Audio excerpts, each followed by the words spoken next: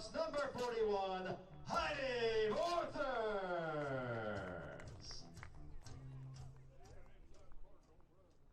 Ladies and gentlemen, please rise as we honor the United States of America with the playing of our national anthem.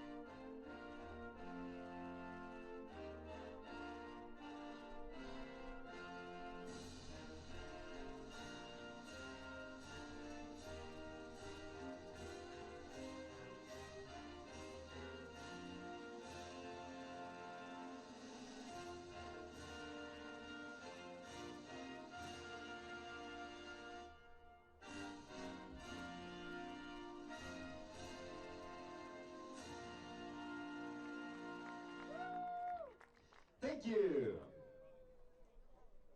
Please remember, fans, any foul balls coming your way, please return to a WT representative. Thank you. Some traditions to watch for at Schaefer Park. Any home runs hit by your Lady Buffs are Carpet Tech home runs. If one of those home runs hits the White Buffalo in right center field, it adds $1,000 to the Wayne and Linda Woodward Softball Scholarship Fund. Strikeouts thrown by your Lady Buffs pitchers are Scarborough Specialty Strikeouts. It'll be time for a t-shirt.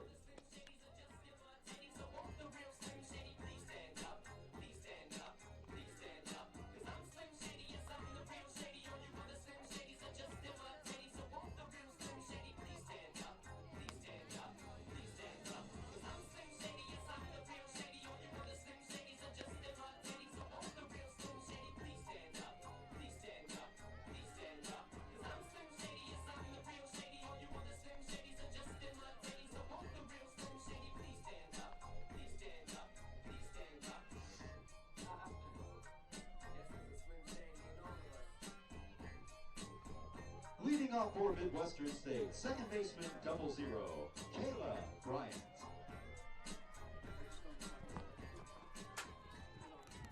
Test 1 2, test 1 2, test 1 2. You're live.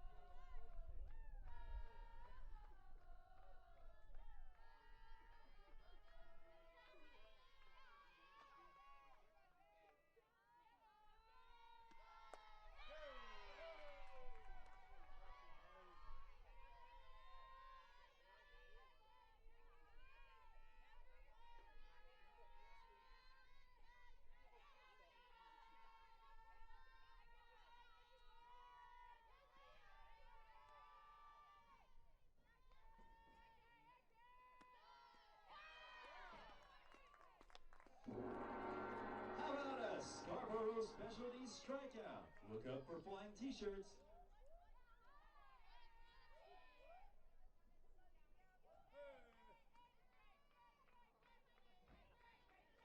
Left fielder number 8, Levi Luna. Welcome into Schaefer Park here in Canyon, Texas, everyone. I'm Zach Kamenko, filling in for Lucas Kinsey today. So after that strikeout by Heidi Vortherms, we're now stepping into the box for Midwestern. we got number 8, Levi Luna, stepping in. The left fielder for the Mustangs today.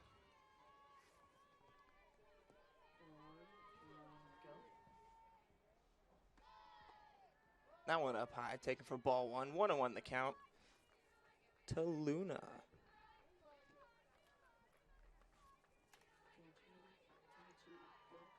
For the Buffs defensively, we have Heidi Vortherms in the circle. Lauren Granger behind the plate. That's the duo today. We got Brittany Rufus in left field. Ruby Salzman in center field. Julie Guzman in right field. Heidi Vortherms with the pitch. Swung and missed. Strike 2. 1-2 the count to Luna. And we got Megan Gerke at first base. Gabby McConnell at second base. Madison Johnson at shortstop. And Diana Murtha at third base. And that's how the Lady Buffs look defensively.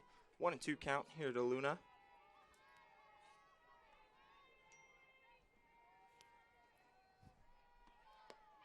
And swung on and missed. And that's a strikeout as we hear the gong. Going to see a flying t-shirt coming through soon. 2 up, 2 down here in the top of the first. And next up, Allie Monroe coming into the box.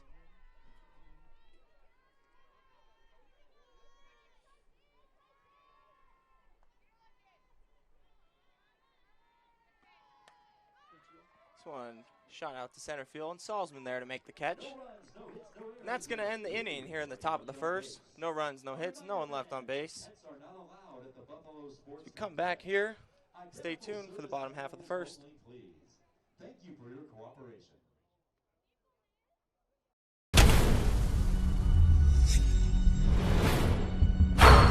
This is a walk-on athlete. They train longer, put their heart into the game. This is the passion we're built on. It's why we put our heart into creating game day with a taste of Louisiana. Walk-ons, we live for this. Jenkins Doors and Windows began serving the Texas Panhandle in 1927, and we take pride in being a part of your neighborhood. We don't use false promises or gimmicks. We simply offer quality doors and windows at a fair price, and we stand behind every sale. Jenkins is family owned and operated, and proudly continues the traditions of quality and excellence that started over 80 years ago. Call us at 372-4336 or stop by our showroom at 820 West 6th and let our knowledgeable staff help you pick out the perfect doors and windows for your home.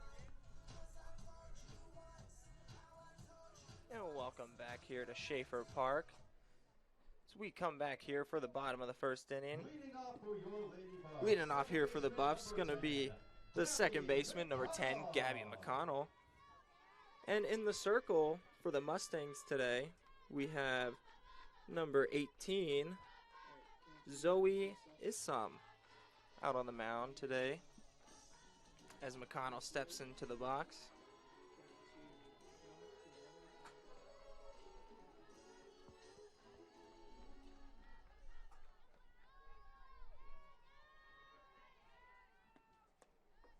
First pitch taken up high for ball 1 for McConnell.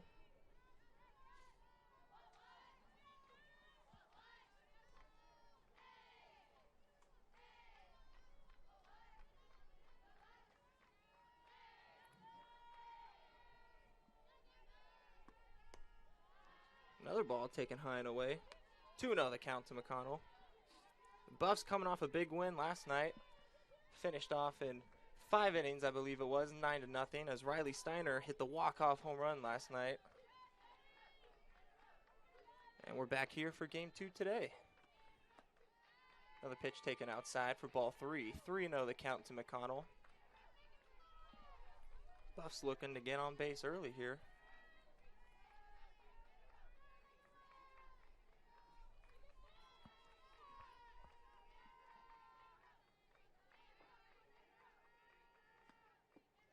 And that one's taken down low for ball 4 as McConnell reaches first base on a 4-pitch walk. And that's going to bring up the center fielder, Ruby Salzman. Salzman had a good day at the plate yesterday. 2 home runs, 4 RBIs, as she's been known to do here in a Lady Buff uniform.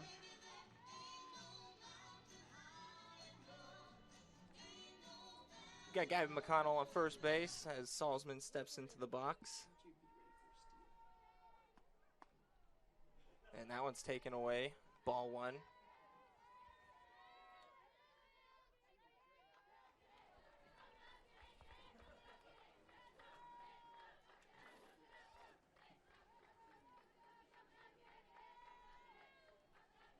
Isum takes a look at her wristband for the sign. On with the pitch. And a ball outside. Ball 2. 2-0 here to Salzman.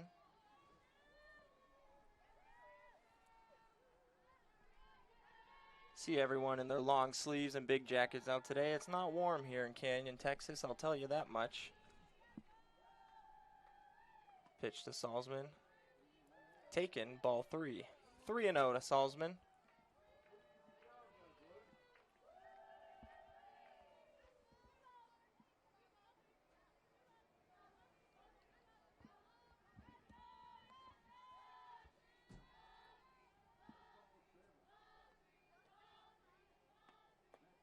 And ball 4 to Salzman. And that's another walk for the Lady Buffs. And that'll bring up Emily Boyer, the DP for today.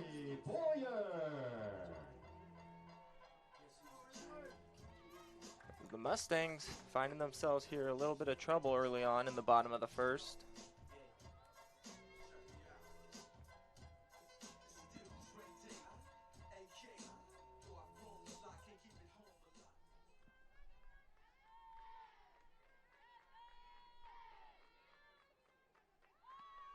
The pitch to Boyer's taken for strike. Oh, throw to first. Looks like Salzman's caught in a rundown. And Gabby McConnell will be tagged out in between second and third, and Salzman will advance to second. Good heads-up play by the Mustangs catcher right there, Ayala. See Salzman take the big lead, get the back pick, able to get an out there. That's definitely going to help the Mustangs out here early on. Hopefully try to take some momentum away from the Lady Buffs, I'm sure. There's the 0-1 pitch on to Emily Boyer. And that one gets to the backstop, and Salzman's going to take third easily. And that puts her in good position to get the Buffs on the board here early on as we get time called to have a meeting at the mound.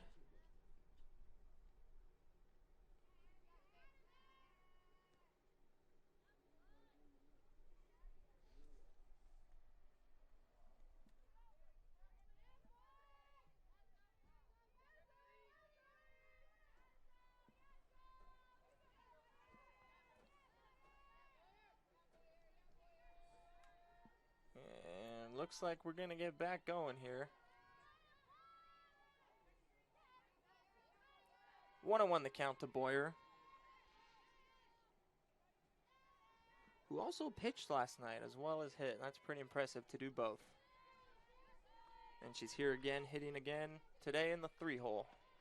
She takes that one upstairs for ball 2. 2-1 the count.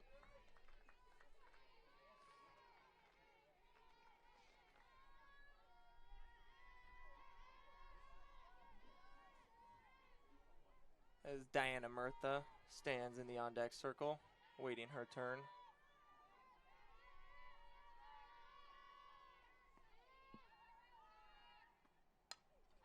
Pitch to Boyer, popped up here, shallow in field. And that's going to be caught by the second baseman. Strong throw home, and Salzman slides in, and she's out!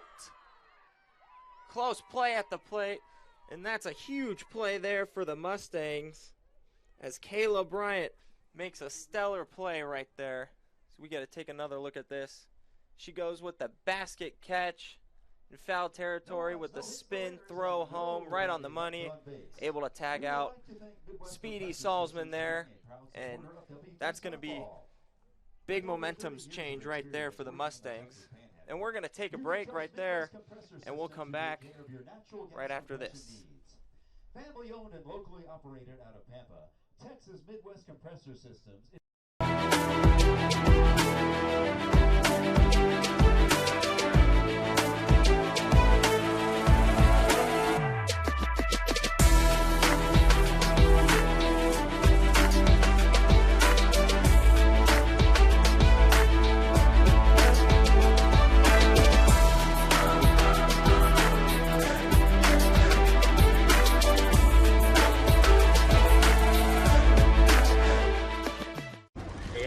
This is gonna be tough. I mean, that's a bag full of Whataburger's Buffalo Ranch chicken strip sandwiches with tangy buffalo sauce and creamy buttermilk ranch, melty Monterey Jack cheese, and 3 crunchy chicken strips.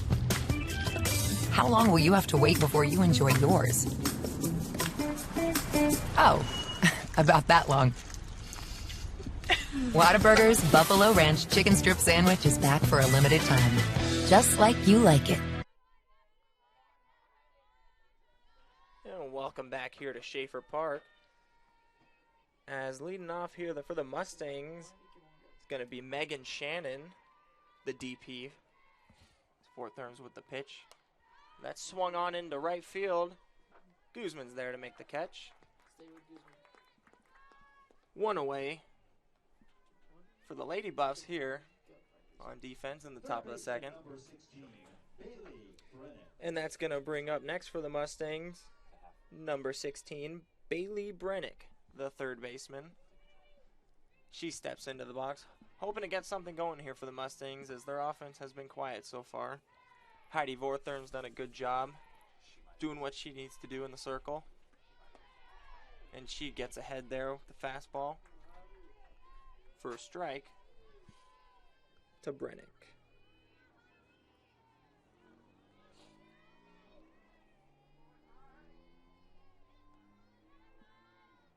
0-1 count. That one slips away a little bit, but nice stop by Granger behind the plate there. Protect the umpire there. 1-1 count.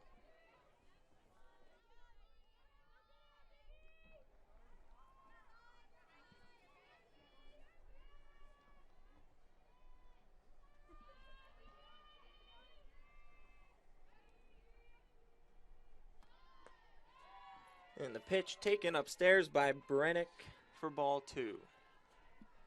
2-1 the count. As the third baseman steps back into the box, she's ready to roll. Vortherms gets the sign. She's ready to go.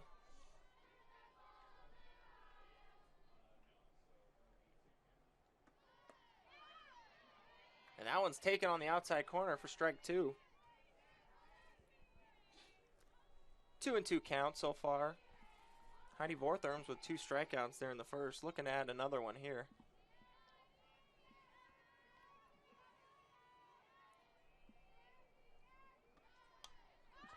And that one's fouled off by Brennick.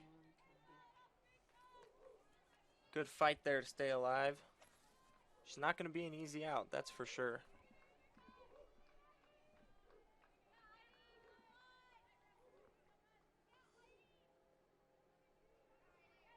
Brennick looks to keep the at-bat alive. 2-2 pitch on the way.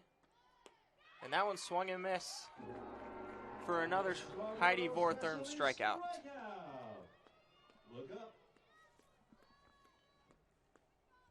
And that gives us 2 outs here in the top of the second inning. And stepping up next for the Mustangs is going to be number 22, Peyton Griffin, the first baseman for the Mustangs. She's hoping to get something going here for the Mustangs. Carry over some of that momentum from that sweet play there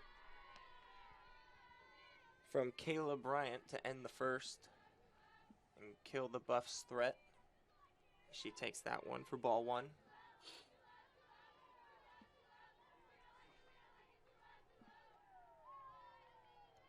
Heidi Vortherm's on with the pitch. She gets that one in there for strike 1.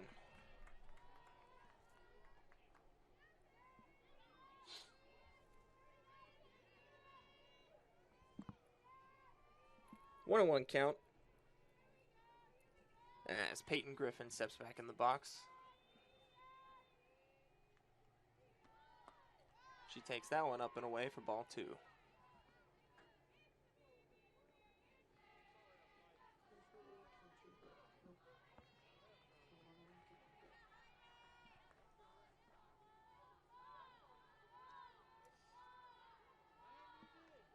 Two one pitch on the way. And that one's taken for ball number 3. And this gives the Mustangs their first look at getting a base runner here early on. Hoping to get some momentum going for them.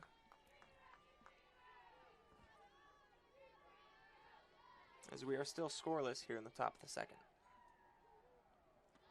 And that one's taken for ball 4. And Griffin's going to get on as the Mustangs' first base runner. Center fielder number 3, Paige Bryant. With 2 outs here in the top of the second, that's going to bring up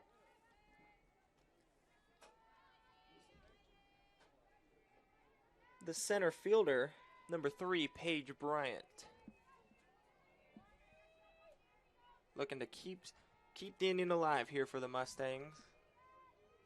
Fortherm's on with the pitch. That one's taken for ball 1.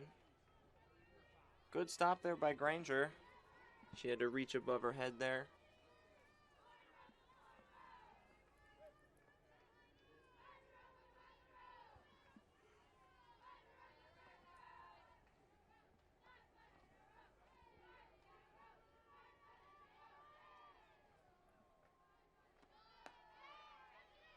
And there's a strike on the outside corner. And that's going to even things up here. 1-1 count to Paige Bryant.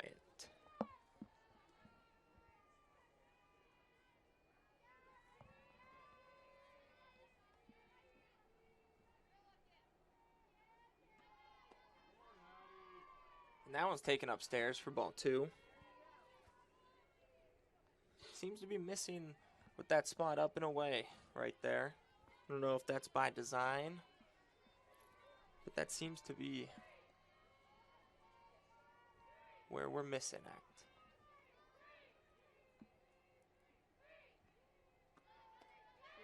And swung on a miss. There's strike number 2.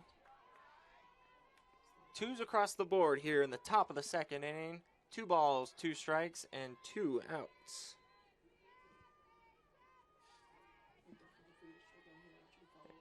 Vortherm's looking to get her 4th strikeout on the day, as Paige Bryant looks to do otherwise. And there's the pitch. Swung on a miss, and there's strikeout. Number 4 for Heidi Vortherms. She gets her with the off-speed pitch.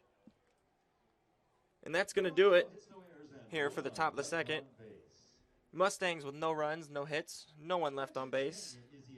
And we'll be back right here at Schaefer Park for the bottom half of the second inning. All-inclusive student living. Be sure to visit their website at Legends Canyon. West is the comprehensive fundraising campaign designed to fuel WT 125 from the Panhandle to the world. We will strengthen WT's impact for the Panhandle region and beyond through a historic, comprehensive campaign, raising $125 million by 2025. The campaign's 3 priorities: people, programs, and places. Now is the time to make a difference for current and future generations. One West. When you choose natural gas, chocolate chip cookies get a little tastier. Homes get a little cozier. Bank accounts tend to put on some weight. Towels get fluffier. Showers stay hotter for longer. And our blue planet gets a little greener. When it comes to choosing energy that's clean and efficient, nothing else could be more American. Atmos Energy, your natural gas company. Welcome back here to Schaefer Park as Diana Murtha looking to start things off here for the Lady Buffs in the bottom of the second.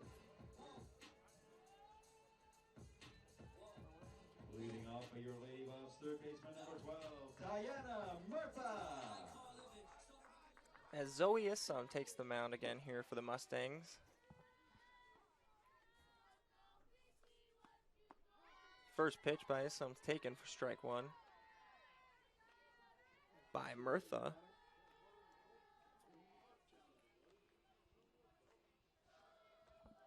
Mirtha, the third baseman, wearing number 12. She steps back in the box.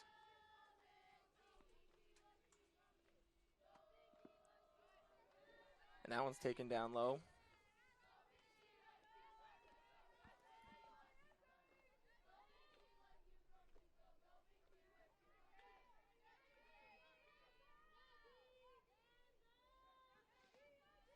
Isom coming on with the 1-1 pitch.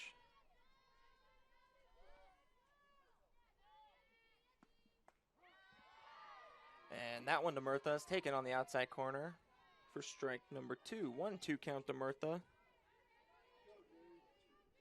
As she comes into play with a .368 batting average on the year.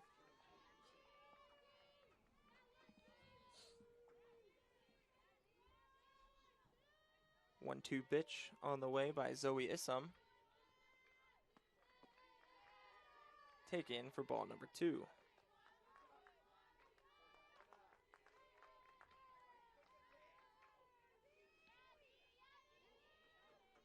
Mirtha with only 2 strikeouts on the year, so she's not one that goes down easy. She's going to stay in that box and put up a good fight till the very end. And there's the 2-2 pitch. And that one dribbled on out to third base. Foul ball.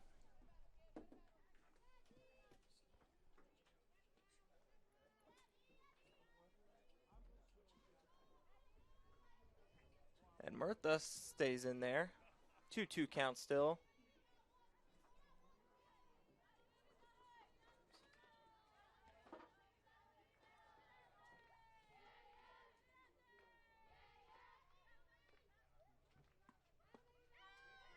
That was taken. Check the first as Mirtha holds up there. Full count now. Like I said, she's not going to go down easy. She's got a good understanding of the strike zone up there, and she's going to fight off those pitches. Anything close, she's going to put up a good fight on.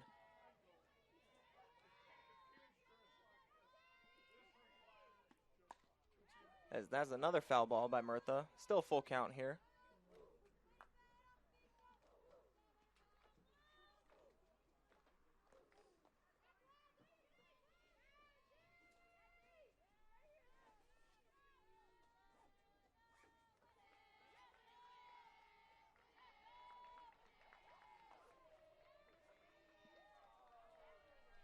Mirtha steps back in, awaiting the pitch.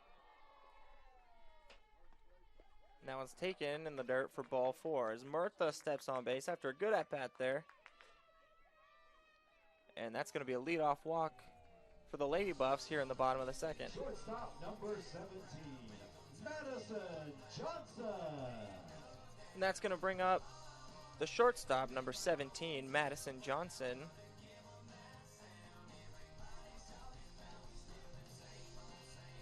As she's coming up to bat.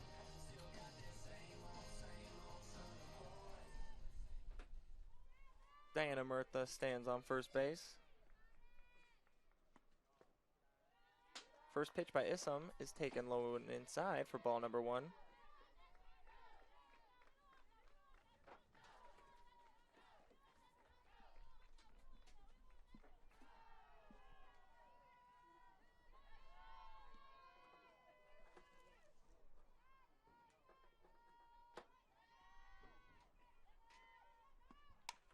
And Johnson lines this one into left center field, and that's going to get down a short hop the wall.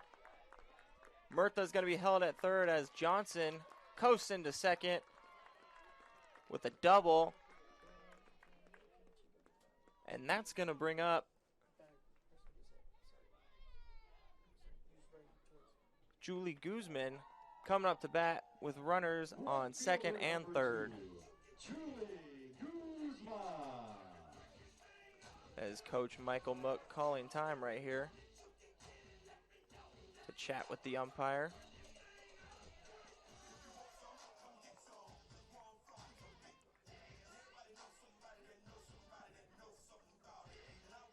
And looks like we're going to get a pinch runner here.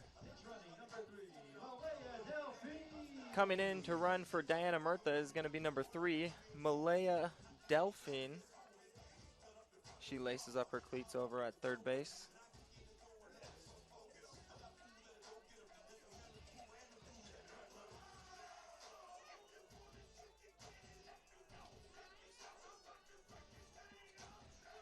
Lady Buffs looking to tack on some runs early here, as they're looking at another good scoring chance for them as Guzman steps in.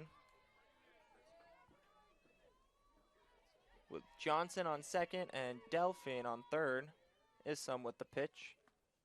And Guzman hits a hard ground ball. That's going to get through the 5-6 hole for a base hit. And that's going to bring home Malaya. And that's going to give us our first run of the day as the Lady Buffs take an early 1-0 lead.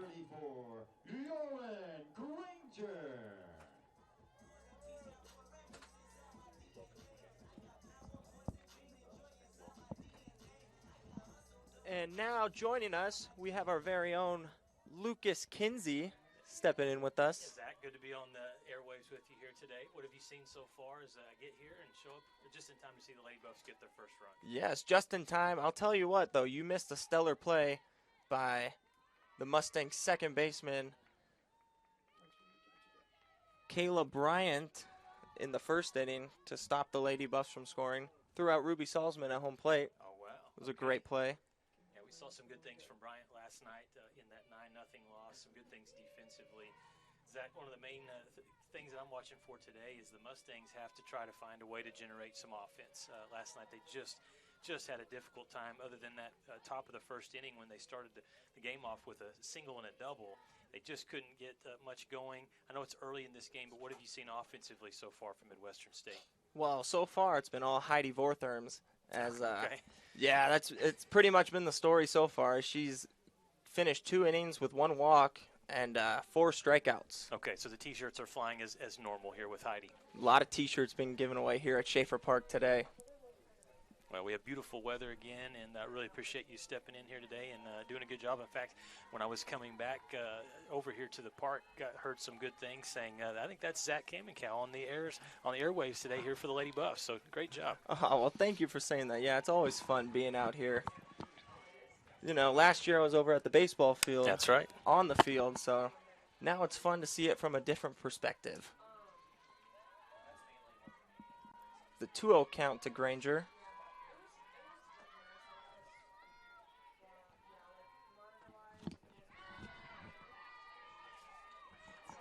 And that one's taken for a strike. 2-1 count with Guzman on second and Madison Johnson at third base. You know, Zach, one of the things I talked about last night is the pitching depth, obviously, everybody knows about for the Lady Buffs, but the catching depth is something it's pretty impressive, too. Granger batting here, but you also see Cheyenne Sanchez last night, Braylon Booth. And so they've got a lot of different players that they can put behind the plate, but also can get up and swing the bat. Oh, yeah. I think that also puts a lot of trust in your catchers, that all 3 of them can go out at any time, play in any position in the game, and they can also step into the batter's box and do some damage at any point as well. And I think that's a good problem to have for Coach Mook over there. Absolutely. You know, it's probably tough every day right in the lineup, like who's he going to put behind the plate, but I think it's a good problem to have. Let me ask you this, from your playing perspective, how much of that has to do with the pitcher-catcher relationship? Sometimes you see that where a certain pitcher just throws better with a certain catcher. They have that chemistry. Oh, I think that absolutely plays a huge part of it. I've noticed, especially when catchers are calling their own game, you got to know what your pitcher wants, what they want in certain situations, and knowing your pitcher and having that kind of connection definitely makes a big difference. So some pitchers may have a better connection with one catcher versus the other, and I think that makes it even better to have 3 catchers that could do that at any time with any of these pitchers.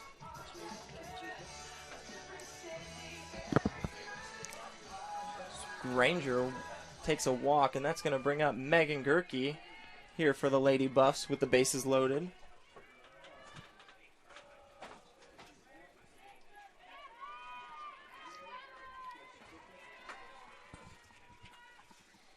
And that one's going to scoot away, and that's going to bring home Madison Johnson. And the Lady Buffs tack one on that wild pitch. It's going to make the score 2-0 here in the bottom of the second. Yeah, those are kind of the mistakes there that cannot be made. As you see here on the replay, it just gets past. And Lady Buffs offensively, they're too fast on the base path there, Zach. You make a mistake, they're aggressive, they're going to score. Oh, they got a lot of A lot of fast runners out there. As you see, we brought in a pinch runner early on. She scored. A lot of athletes on that field. That one's taken on the corner. 1-1 count to Megan Gerke. Yeah, Megan had a good game last night. Came in late and had a big hit for the Lady Buffs. Got on base. She was then scored in by Riley Steiner with a moonshot to end the game, the walk-off. That was a pretty impressive play there, but good job of Gerke getting on. And for her first collegiate home run as well. Couldn't think of a better way to hit it. Yeah, her teammates were pretty fired up for her last night in that big home run. And it's good to see the Lady Buffs come back. You know, we mentioned it last night, Zach, but they had not lost all year, and they went to UT. Tyler knew it was going to be a tough series, and all the games were competitive, but they dropped all three. And you want to see how a team battles back, facing some adversity for the first time this year. Last night it was pretty good. I think anytime you come out after a sweep and get a win is a good thing. And not only that, to get a run rule win, that shows how much that weekend hurt the Lady Buffs there. That one's dug out. Yeah, good play by the first baseman there. That's number 22 over there, Peyton Griffin. That was a great play over there. But that brings home another Lady Buff run as Guzman's on to score. New look here on these uniforms from Midwestern State, Zach. They got the combination of all three colors, the gold, the maroon, and the black. How about that? You know, I never got to play Midwestern. They don't have a baseball team in our conference, so I've only got to see them through softball. Yeah, kind of the gold is a little bit different, but it reminds me a little bit of Florida State. Okay, yeah, the gold and maroon, I see that. Now, when you played, Zach, were you a big uniform guy, or did you just like give me whatever, or did you like the swag? I'm all about the swag, the uniform. So I'm really jealous that the girls got pinstripes with their white uniforms. They got pinstripes. I'm a big fan of the pinstripe. Those uniforms, are pretty slick. So I was a little jealous when they got those. I'm not gonna lie to you, but I'm a big fan of the all-black uniforms for baseball. Oh yeah, those. I'm a big fan of those. Well, and on a day like today, you can wear those. You know, it's not too warm. I think you'd prefer to wear those on a day like today versus a day in May when it's 102 degrees outside, playing on turf field. So Rufus grounds this one to second. And that's going to get an out. But that's also going to bring home Granger for another Lady Buffs run. Yeah, good job by Brittany there. Just had to put it in play, and that was going to score a run. So it's the smart play defensively, but Brittany does her job, and the Lady Buffs now lead 4-0. It's a good team at bat. All you need is that run home right there. She's in scoring position. Rufus did her job. And now it's up to them to get on to do it again. As McConnell steps in. And she walked her first at bat. Oh. That one's line caught by Issam. That was struck right back at her, Lucas, wouldn't you say? Yeah, that was a good reflexes. Watch this. You want to play pitcher, and this ball is being rifled back at you off the bat. You better get the glove up quickly. Whew. And she just did. I mean, you don't have to wear the mask out there, but if I was, I'd be wearing a mask. We'll step aside, take a quick timeout, come back, and the Mustangs will be up to bat here in the top of the third after this break on the Lone Star Conference Digital Network. Link is now Optimum, with award-winning internet, TV, and mobile, giving you the power to get closer and go farther with speed and reliability. With our new 100% fiber internet we're building, together with Optimum Mobile, voted #1 in customer satisfaction, you'll get the complete connectivity you deserve. And when you combine Optimum's award-winning connectivity with our 24/7 customer service, your future is only a connection away.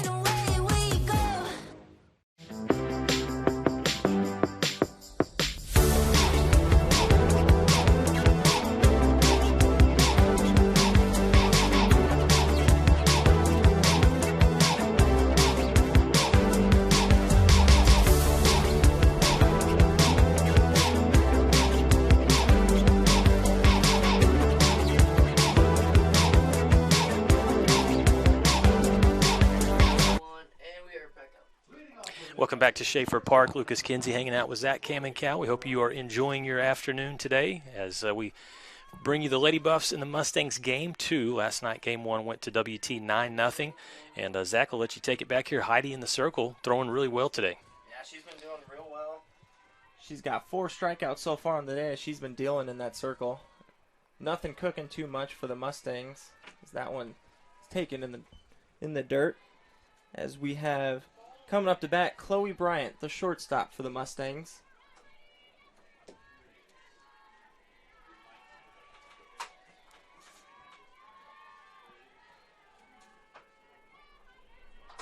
The 1-0 pitch to Bryant is on the way.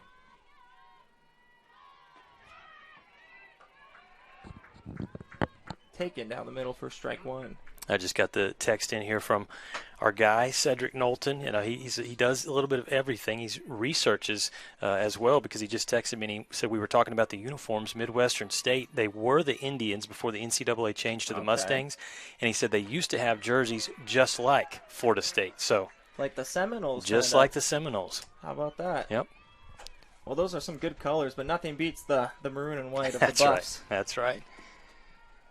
I'll tell you that. But the maroon and gold, that's a classic look. Old style type uniforms right there. It's the 1-2 pitch by Vortherms. Misses high and away, ball 2. And that's where she's been seeming to miss a lot today, is up and away. That seems to be where the Mustangs have taken most of their balls and gotten into deep counts, taking that up and away pitch right there.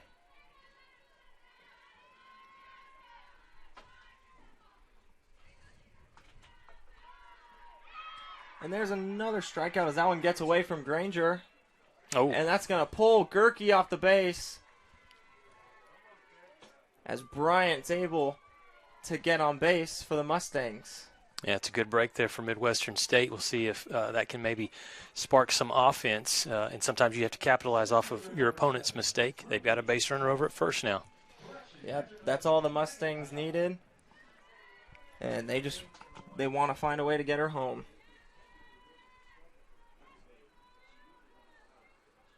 And that's going to bring in the catcher.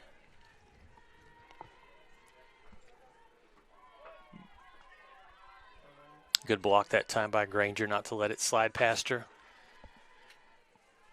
And that was one thing last night. You know, the 9 runs were scored by WT, so the offense was there. I mean, we saw a lot of home runs, but Coach Mook was really happy with his defense. He felt like not just the pitching from Emily Boyer, but he felt like the catching was really good, and he felt like the fielding was good as well, as there's a good strike there. But, Zach, you know this. I mean, you're going to have – the bats are going to show up most of the time, but winning and losing a lot of times, it does come down to defense. Absolutely. Playing clean ball is always what you aim to do, but errors are going to happen. You know, mistakes are going to be made, and it's about minimizing those mistakes. And that's what separates the good teams from the great teams right there, is minimizing those mistakes. And good teams can make some errors, and they'll fly by a little bit, but great teams, they minimize those errors, and they take advantage when those other teams give them those free bases like that. Just looking down at Heidi's pitch count, 32 pitches thrown now after that one. Already 5 strikeouts and just 1 walk. So she's doing good work in the circle so far. There's the 1-2 pitch. There's another strikeout. As well known here at Schaefer Park, another T-shirt's going to be flying. Might run out of T-shirts here soon. Yeah, that's been a theme this year, Zach, is a lot of strikeouts. As we look at this last one from Heidi, earlier this year she broke her all-time record, her career record. She threw 14 strikeouts, and then obviously a couple weeks ago, Kyra Lair broke the all-time record for Lady Buff pitcher in a game with 18 strikeouts. And a perfect game as well. And that's hard to do. Not only one, and there's a line shot into right center field. Salzman gets it into Johnson. As Kayla Bryant singles, and now we have first and third for the Mustangs.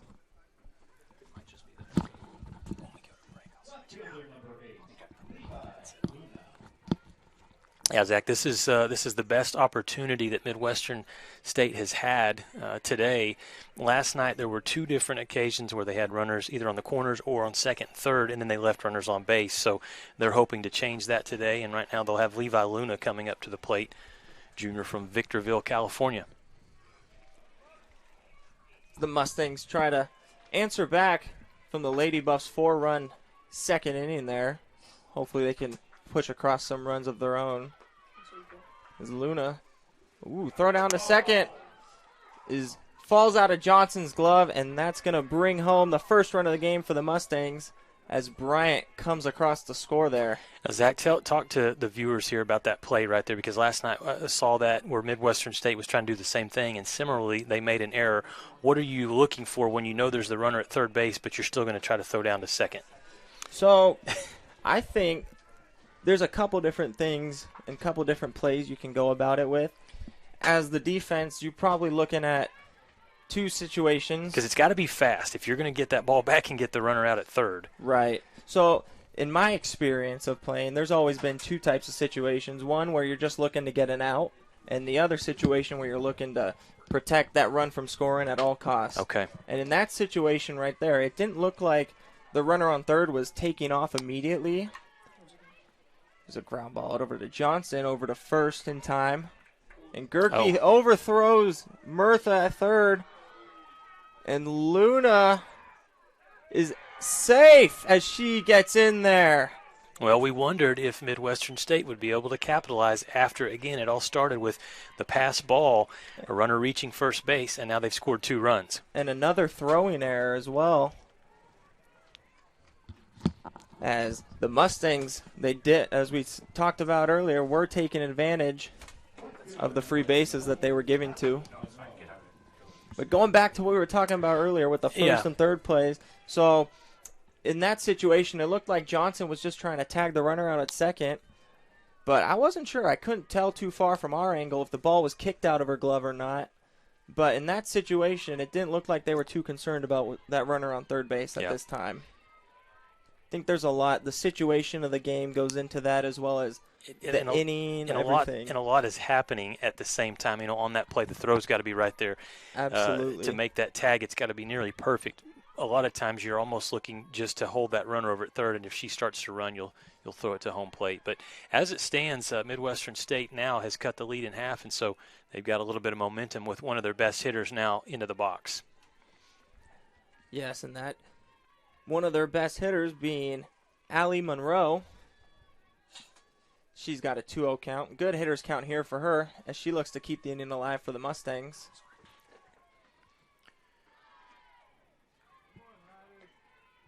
3-0 now to Monroe. We were talking last night, Zach, about 99. It's a unique number, right, in baseball. Aaron Judge wears 99, but not a lot of players throughout the years wear that number, so it's kind of intimidating. You don't see it too much with many sports, but when I think of 99, I think of Wayne Gretzky. Okay. That's who I think of. She takes a big swing and fouls that one off. But, see, I'm a Yankee fan, but I'm also a lifetime hockey fan, so 99 for me is Wayne Gretzky. It's the great one. The great one. The one and only. But, I mean, Aaron Judge, he's doing that 99 proud, I will say, which is not a very common baseball number. Is the 99 for like millions or billions of dollars? Is that what it's for? I think so. That's what I've heard. Yeah, I was going to say the late call there, but that's a good pitch from Heidi. Big spot here, full count. She looks to get another strikeout. She's already got 6 on the day. Or can Monroe keep the inning going for the Mustangs?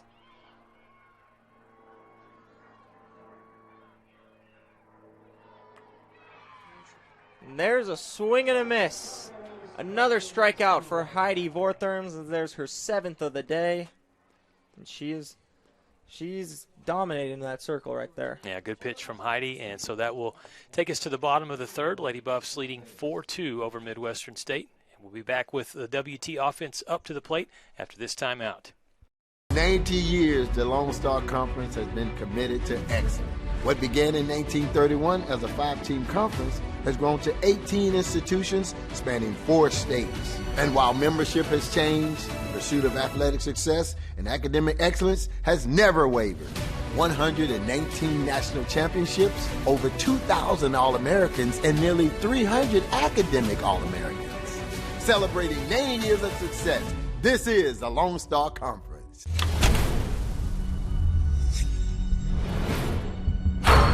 This is a walk-on athlete. They train longer, put their heart into the game. This is the passion we're built on. It's why we put our heart into creating game day with a taste of Louisiana. Walk-ons, we live for this. And welcome back here to Schaefer Park as we come back in the bottom of the third inning. The Lady Buffs with a 4-2 lead as the Mustangs were able to scratch across two with a couple Lady Buff errors. And stepping in the box, we have number 7, Ruby Salzman. Big night last night, as we were talking about earlier. It was a really good performance from Ruby. And, one of the things I was talking to her last night about, Zach, is as a Lady Buff fan, when number 7 comes up to bat, and Coach Mook said it, he said, you don't go to the concession stand when Ruby's coming to the plate because something exciting is most likely going to happen. You can count on that. When you start hearing that walk-up song, Ain't No Mountain High Enough, I know to sprint over from wherever I'm at to get over here and watch because something's going to happen. Something good for the Lady Buffs will happen with number 7 in the box. Yeah, last night hits the 2 home runs, moves up into 5th place all-time WT home run list, past Kim LeCompte last night, and on her way to moving up the charts. Looking at the record last night. What is the record? Well, realistically, she has a pretty good shot this year, moving all the way up to 2nd. Ruby would really have to get going to make it all the way up to top. I believe the career leader is at 81, 82. Let me get my stats out here real quick. 3-0 count to Salzman. She takes that one. Mustangs probably don't want to test much with Salzman there after seeing what she did last night. Yeah, it's not just last night, it's what she's done her whole career here.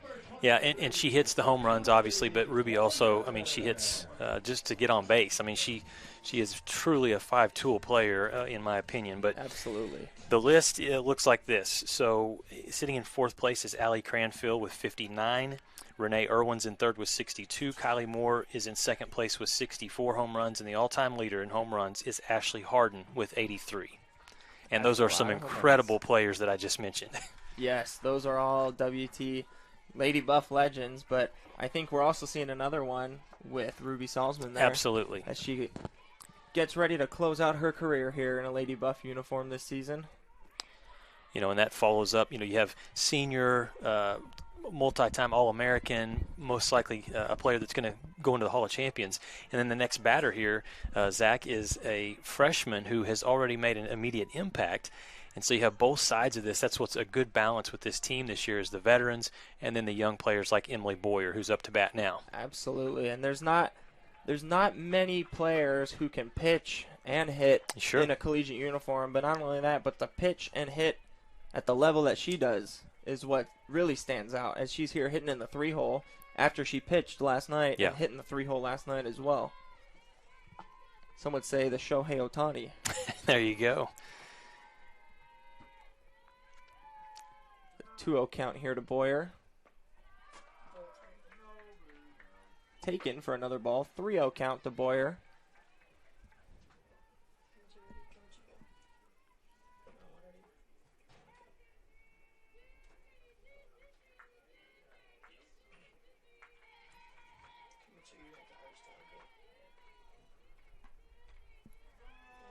And that one misses away for ball number 4, and that's going to be another walk issued to the Lady Buffs. Yeah, you don't want to do that because it's not like you're walking players to get to easier batters. Next up is Diana Murtha here, and we know that she definitely can do some damage with the bat. So Midwestern State, they're going to have to start throwing strikes, and for their sake, they're going to need some outs. There are no outs right now and 2 runners on. Yes, and that Diana Murtha coming up to the box, hitting 383 on the year. That's she's probably chomping at the bit to get this AB going right now. She wants to bring home those runs. And that one's taken on the corner for strike number 1 pitch by Zoe Issam. It's a young team, especially with the pitching staff with Midwestern State. Issam just a sophomore. Last night throwing a freshman. They started out with Sydney Gonzalez, who's a freshman, and then they brought on the junior, the veteran, so to speak, Christine Billmeyer. And she had to come in in relief of Gonzalez. But pitching's so crucial in the game of softball. Obviously, softball, baseball, no matter what your sport is, Zach. But you got to throw strikes. You got to trust your defense. And against the Lady Buffs, you got to be careful about where you throw those strikes. Absolutely. Pitching depth is key, especially against good hitting teams like this. Murtha turns on that one, foul down the line. But I also think pitching depth is very important because you don't want to keep throwing out the same pitcher when you're playing 3-game series like this. If you have that same pitcher each time, eventually these teams in the Lone Star Conference, they're going to catch on. After seeing these same pitchers over and over again, they're going to be able to see their patterns, see their movements, and that's why it really pays off to have some good pitching depth in this conference. There's another foul ball by Murtha. Talking about how Murtha earlier only has 2 strikeouts on the season. Yeah. She's not one to go down easy. No, she, last year transferring to WT in her first season had an immediate impact. And, Diana going into this season, said she worked on her defense a little bit, but also just tried to work on her overall game of being a complete hitter there at the box. She takes that one up high for ball number 2. Yeah, her along with a lot of other Lady Buff players, she's got power to all fields. Yep. And that really separates a lot of these hitters apart from the rest of them, is being able to drive the ball from the right field foul pole all the way to the left field foul pole. They can put it anywhere with power. She fights that one off. Another foul ball. It's going to be a big pitch coming up here for Issam with the count 2-2. Really could use to just get one out to kind of give the defense behind her a little bit of a breath here to say, because if they end up walking Murtha or if she reaches and you have the bases loaded with no outs, that is going to be tough. Yeah, because Madison Johnson on deck, she had a double her last at-bat, and you don't want that. But Murtha smacks this one to left center field, and it's going to go off the glove as Salzman comes around to score. Boyer's into third, and Murtha is into second base with the double. Yeah, tough play. Don't know for sure if that will be charged as an error or if it's going to be a hit, as center fielder was giving chase there for the Mustangs. But the Lady Buffs capitalize, and they score another run, and still no outs in the inning. Paige Bryant had a lot of ground to cover, and she was getting close to the fence there. I wonder if getting close to the fence was maybe making it a little harder for her. Yeah, sometimes you take your eye off of it just for a split second. As we're going to get a meeting here for the Mustangs out in the circle. Talked last night, Zach, just a little bit about head coach for Midwestern State, Brittany Talley. This is just her second season with this program and trying to get things rolling, trying to get things turned around a little bit for the Mustangs. The tough part is, and you know this from playing baseball, but it's the same thing, baseball and softball. The Lone Star Conference is legit. I mean, there is not an easy game on your schedule, and so it makes it hard. You have, UT Tyler right now number 4 in the country, Lubbock Christian number 12, Lady Buffs are 23rd, so they're in Oklahoma Christian, I believe, is receiving votes. So it's a tough conference. And for Midwestern State, again, just trying to battle and trying to chip away. They had a big win last Saturday at home against Angelo State. Right. But you turn around and now you're on the road at Schaefer Park, tough place to get a win. Yeah, it's always tough to come in and play here in Canyon, but it's tough to go and play anywhere here in the Lone Star Conference. I mean, I would call this the SEC of Division II. There you go. It's got the best competition, and also across the country, you're not going to find many Division II universities with fan bases like we do here in the Lone Star Conference. I mean, it's awesome to see it, to see the support with these schools. It's really cool to see. It's really cool to be a part of, too. As Johnson steps in the box for the Buffs. It's good discipline there from Madison. It's been good to see her healthy again this year. Suffered an injury last year. Started the year out really hot for the Lady Buffs and then suffered that injury. But she is a veteran leader. She's got a national championship ring, just like a couple of the other players on the team do. And so I think that veteran presence at the shortstop position especially can help this team out as they continue throughout the year. Oh, yes. Madison Johnson, she also, when she was a freshman, she had someone good to look up to with Alex Cordell. Yep. So that's another just good Lady Buff vets teaching the young ones how to do it and how things go here in Canyon.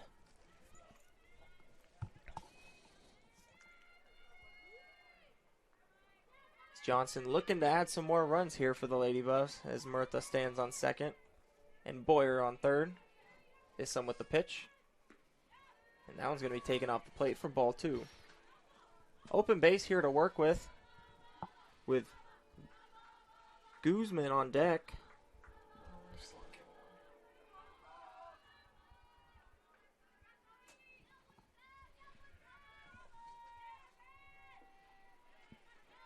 Two 2-0 count to Johnson.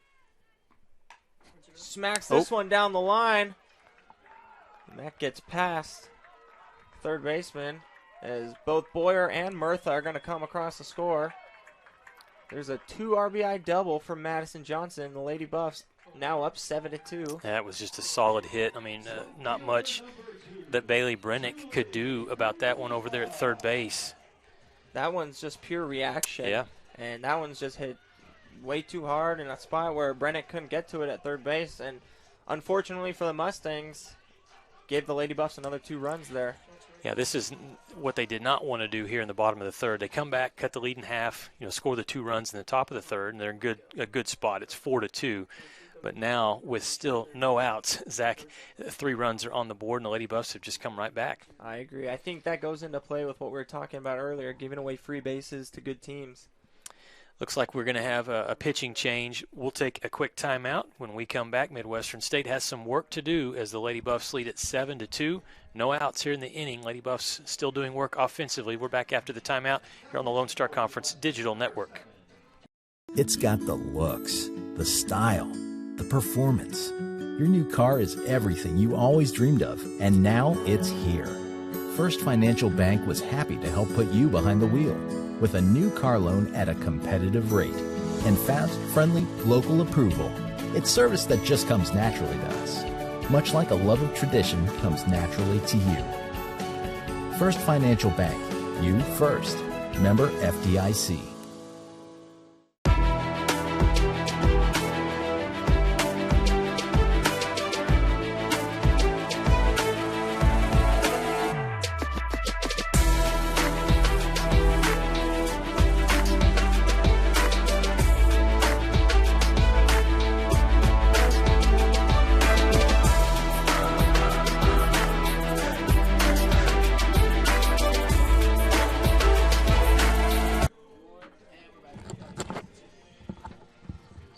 Welcome back into Schaefer Park as we had a pitching change for the Mustangs as Kennedy Cameron now takes the mound. The junior from Longview, Texas, comes in here in a tough spot going against Julie Guzman and the Lady Buffs.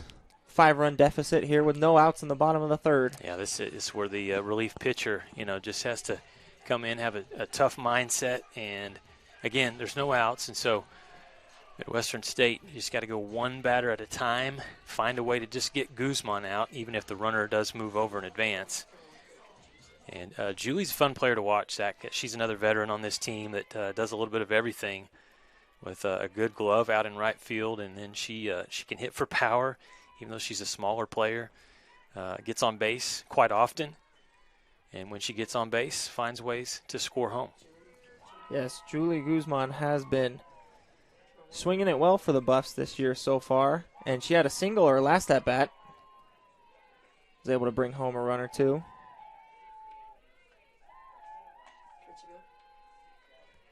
One count to Guzman.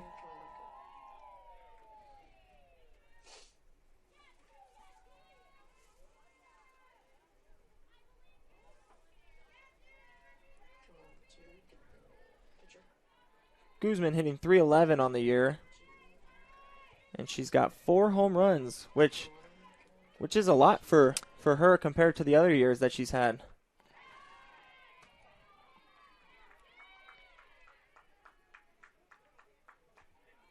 Yeah, one of my favorite plays from last year, Zach, was Julie, a defensive play, when she had caught the ball out in right field and the runner was trying to advance on over to third, and she threw the runner out. She threw a rocket. Yeah, I remember that. She threw a rocket, and it was a sweet play. I remember that. Yeah, but like we were saying, she's one of those players that she can really do it all. She can. She's improved a lot each year that she has been here, and just a steady player. One of those players that no matter where you have her at in your batting order, you feel confident that she's going to go out and produce. Absolutely, and she's also a player that can play multiple positions, as she has played some infield for the Lady Buffs as well. And I think that just shows how good of an athlete she is. She's able to play outfield and infield. Yeah, what were we saying about that bat? Oh, that one gets off the wall, and Guzman makes it safely into second base with a double, just shy of her 5th home run of the year.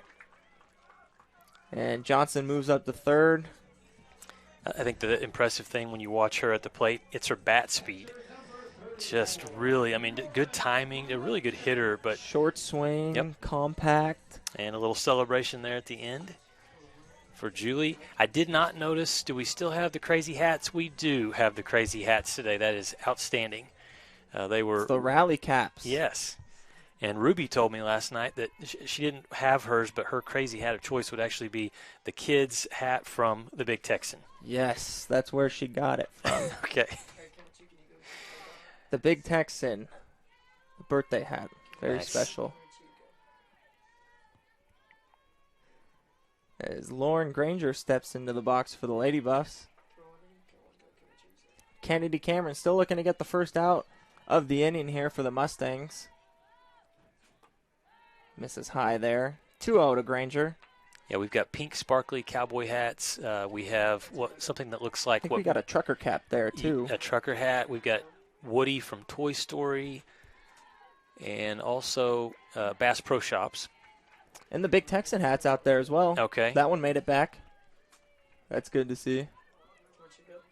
Did that ball hit Granger? That was close. Maybe it skipped off the turf. That one got to the backstop, but the runners stay put. We got any rally caps in the stands today? Well, there is the occasional. We'll try to catch this one on the cameras. There's the Buffalo hat. Oh, yes. Right behind home plate. That's a rally cap. Mm-hmm. Of course, I was disappointed, Zach, when I got here that I did not see Peyton Stokes with the sombrero. We talked about that last night. Aw, really? Oh, Peyton. Granger pops that one up. And that one's caught by the shortstop, Chloe Bryant. Getting the first out here in the bottom of the third for the Mustangs on defense. You know, just talking about those hats, it's part of when you come to Schaefer Park, it's a totally different experience. And I've talked to a couple of the young players this year, Zach, about that, and they said, yeah, I mean, who wouldn't want to come play for a program like this where it is just absolutely so much fun? You know, college athletics, there's a lot of pressure, and you got to win, you got to perform.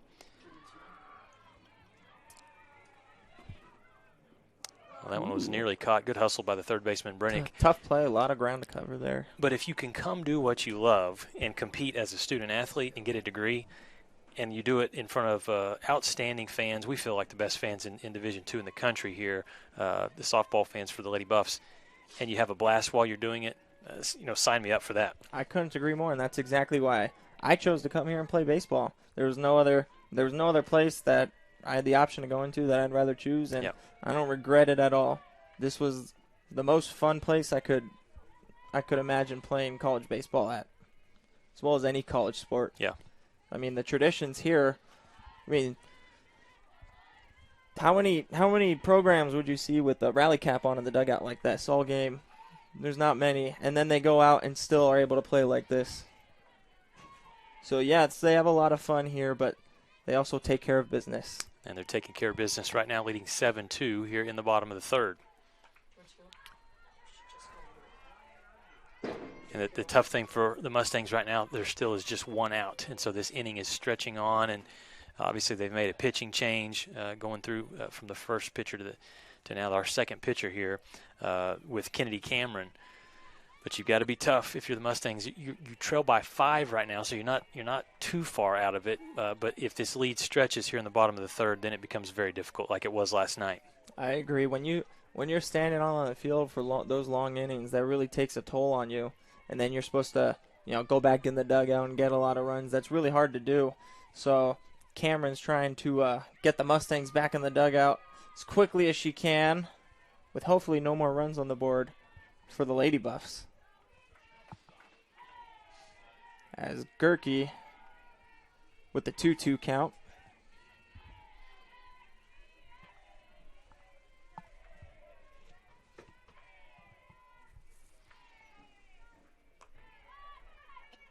And that one taken up high.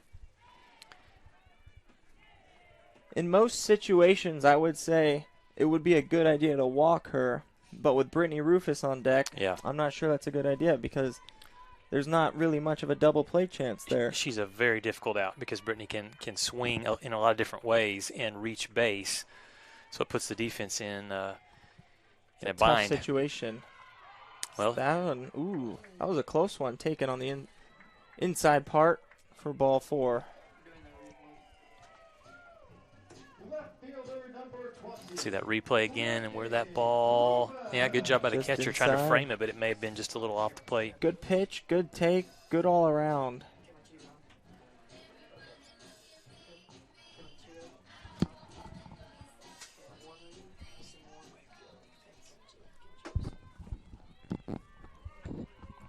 All right, so we will get to see Rufus. Is she going to bunt, hit, slap? She can do it all. Yeah. When needed to, she can just put the bat out, and she's there at first already by the time the fielder reaches the ball. If I had her speed, that's exactly what I would have done. The 1-0 pitch to Rufus. She lines that one to left field. And it's the throw on to Brennick over at third base. That only brings home 1 for the Lady Buffs. Nice RBI there for Brittany Rufus, who saw this yesterday, Zach. Congratulations to Brittany. Non-softball related, but really cool honor for her. She was named as an official ambassador for the WTAMU College of Health Sciences. Oh, wow. So pretty special there for Brittany. That's very exciting. Congratulations to Brittany for that. That's very cool. Yeah. To have that on your resume as well as here playing softball. Yeah. Add that on the resume along with maybe the fastest female student athlete on campus. Cedric Knowlton and I, we talked about that. We would like to get Brittany out, maybe a 100-meter dash, 50-meter dash or something, because she is. I would like to see that. Yes. She's fast. She can fly. She can fly. Yeah. Gerke over at second. She might need a head start. So Rufus doesn't catch up to her because Rufus can fly. She'll catch anybody on this team. Let's see what the freshman Gabby McConnell can do here. Zach down a little bit in the count here, 0-2. She's been a really good addition to this team this year as well. Doesn't play like a freshman, I'll tell you that. No, she walks into the box like she's a junior. She's got that confidence and that swagger to her. You wouldn't be able to tell that she's a freshman. She's been very solid as a second baseman as well for the Lady Buffs this year. She's done a really good job coming right away, and she's made an immediate impact. And I think that's what the Lady Buffs needed to see out of these young girls.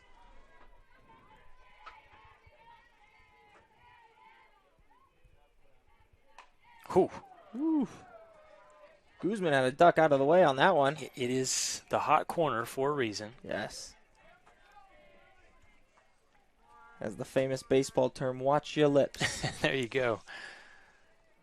You got to be careful over there. Same with Michael Mook. He's in the danger zone over there, too.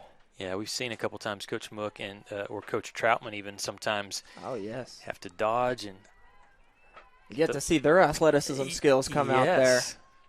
See what test the reflexes. Yes. See what they've been hiding.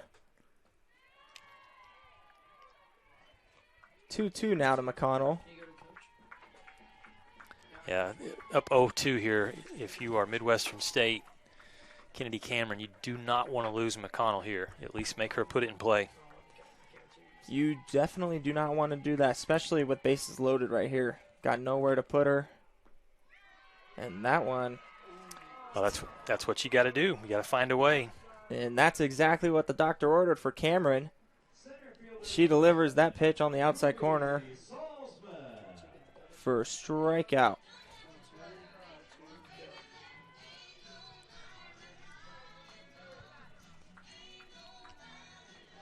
Bases loaded. Salzman's up. For a second time in the third inning.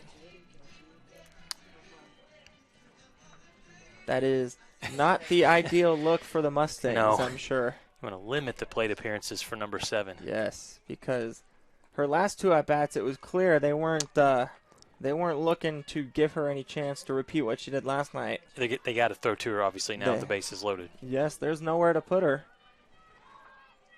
Cameron's gonna have to come right after her here. She delivers the first pitch outside for a ball.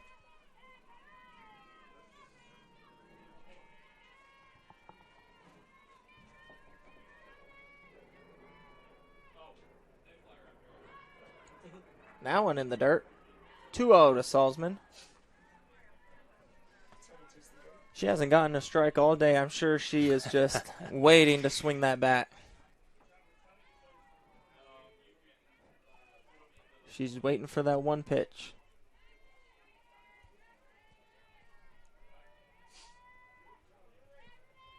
Looking to get Emily Boyer up, who's on deck. Salzman takes that one. Okay, off the plate. So 3-0 here, Zach, Ball for Ruby. Is she taking this pitch automatically, or she got the green light? I think with a hitter like Ruby, you give her the green light. Okay. Especially with her performance last night. If I was Coach Michael Mook, I would be telling Ruby to swing away right here. But let's see if they give her a strike. And she gets that one across on the outside corner. Okay, not sure if that was a design take or not. But Well, it was close. I mean, that was the outside corner for sure, and a good pitch. But I think Ruby. I think that's where you're gonna wanna. If you're throwing a strike to Salzman, that's where you're gonna want to put it, as far away as you can.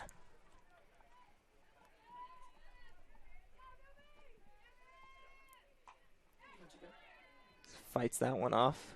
Full count now to Salzman. Bases loaded. Yeah, give some credit to Kennedy Cameron for battling back. I mean, it's 3-0, one more errant pitch, and you've walked in another run here, but she's fought back and now has run the count full. She's definitely showed some fight. She came in with runners on base and no outs, and now we got 2 outs and only one more run has come across. So she's hoping to limit the damage as much as she can.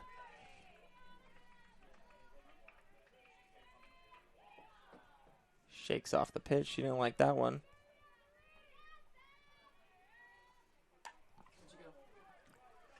And fly ball to left field in foul territory, and that one's going to get out of play. Luna reaching over the wall into the Lady Buffs bullpen. Almost had that one, just out of her reach.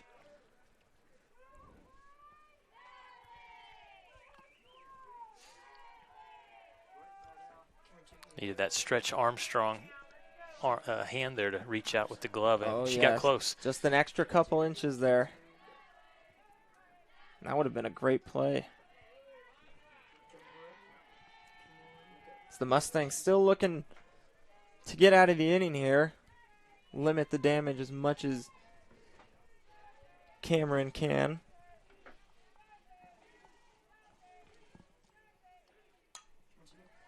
And that one's fought off by Salzman, out of play again. Just at the last second. I wonder if she doesn't swing there, is that pitch, on the outside for strike 3, and so Ruby at the last second reaches out, stays alive. Good hitting there.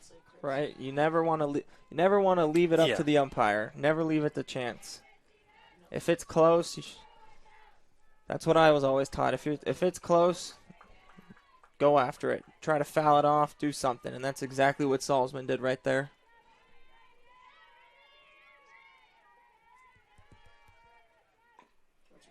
Another foul ball. This has turned into a battle. She's fighting up there. And again, to give Cameron credit, Zach, she's not throwing anything right down the middle. I mean, she is going outside, inside, outside, and Ruby just continues to foul it off. Yeah, they're not looking to miss over the middle of the plate here in this situation.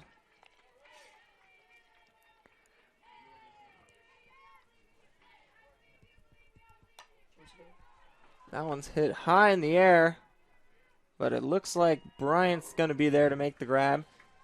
That's going to limit the Lady Buffs' damage right there as they get Salzman to pop up, and that's a huge out for the Mustangs.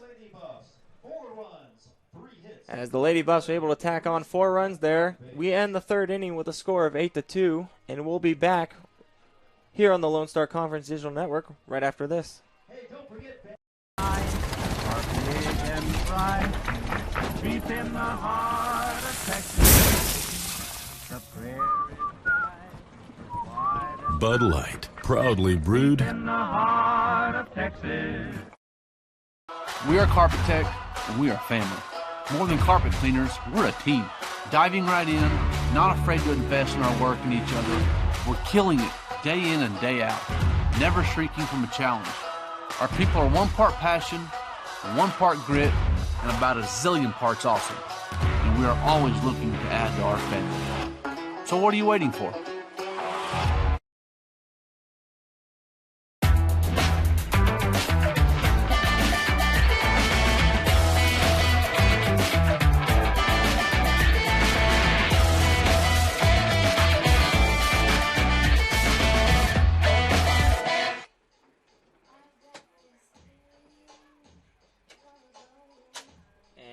Back here at Schaefer Park as new pitcher for the Lady Buffs as Heidi Vortherm's day is done.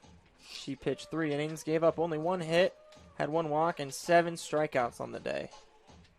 But now it's Emily Wilson's turn as she steps into the circle for the Lady Buffs. Wilson looking to keep things going in favor of the Lady Buffs here. We come back here in the top of the 4th with an 8-2 Lady Buffs lead. And the Mustangs are going to be leading off here.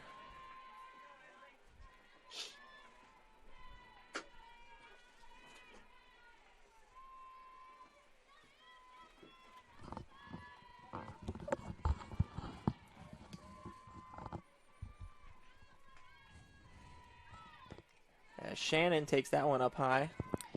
Yeah, Megan Shannon, just a freshman for Midwestern State, had a good game in their win over Angelo State last Saturday. That was a 9-8 win for the Mustangs. And a player that, if she can get a hold of it, can do some damage. Speaking of close games with Angelo State, I know last night they went into 12 innings against, I believe it was Oklahoma Christian, I believe. We'll check that real quick. Texas Women's. That's who it was. They went 12 innings last night. It's a long game for them, and then they're back out to do it again today. Shannon fouls that one off into right into her own dugout. Her teammates probably don't appreciate that too much, but that's why they got the big nets in front of them. You talk about the Texas Women's and Angelo State game. A big congratulations to Alyssa LeBlanc. She broke the LSC record for strikeouts in a single game against Angelo State with 23. Wow. 23 strikeouts. That's pretty impressive.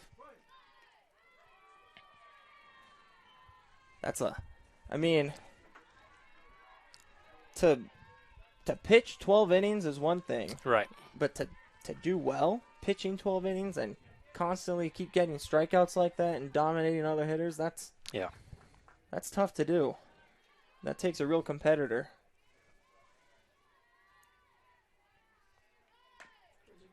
Shannon chops this one to Murtha over at third. And in time to get Shannon for the first out in the top of the 4th. Third baseman number 16, Bailey Brennick. Just look at that last pitch from Wilson, and that's what you want. Put it in play where the defense can make an easy out for you, and the Lady Buffs won away. Let the defense work. That's what you want. Keep the pitch count down. Let the defense get some action. As now Bailey Brennick steps into the box for the Mustangs.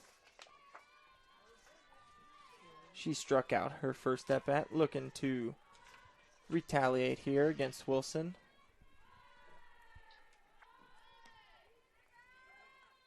That one taken outside.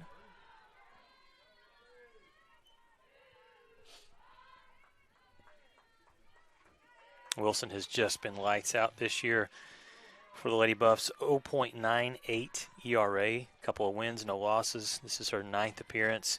And again, she's a veteran player. I mean, she's so experienced, so many things that she's seen throughout her time, Zach, and I think that obviously it shows when she gets in the circle, but I think she makes a huge impact on the younger pitchers as well. I would agree, and she was also on that national championship team, and I think that year, really, you can learn a lot just from that year alone. Sure. And what it takes. I mean, everyone's goal is to win a national championship, and so the fact that these veteran girls got the chance to do it and now get to pass it on to the young girls. So these young girls, these freshmen coming in, the Gabby McConnell, Emily Boyer, they get to find out what it really takes to win a national championship. That one's rolled over to Gerke. Tossed to Wilson at first in time to get Brennick. That's a good example right there of what we're talking about. I mean, that play, Wilson and Gerke make it look really easy. It's not as easy as they just made it look, though, where the pitcher is running over, has to cover the bag, the throw needs to be there. Pitcher, got to turn at the right time and make sure you stab the bag there. So Absolutely. Executed perfectly. And communication's big right there as well. And that's knowing your fielder, knowing your pitcher, how we move on the field. It's that veteran playing together as well.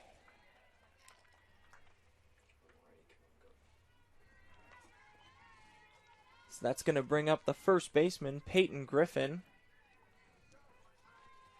for the Mustangs.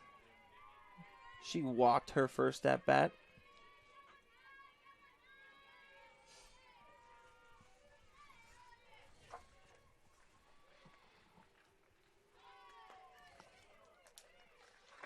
Wilson misses high with that one. 1-1 the count.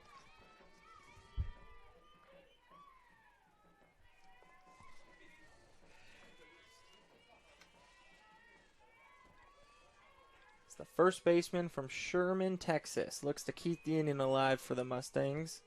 Looking to avoid a quick 1-2-3 inning here. Takes a big swing at that one. 1-2 count.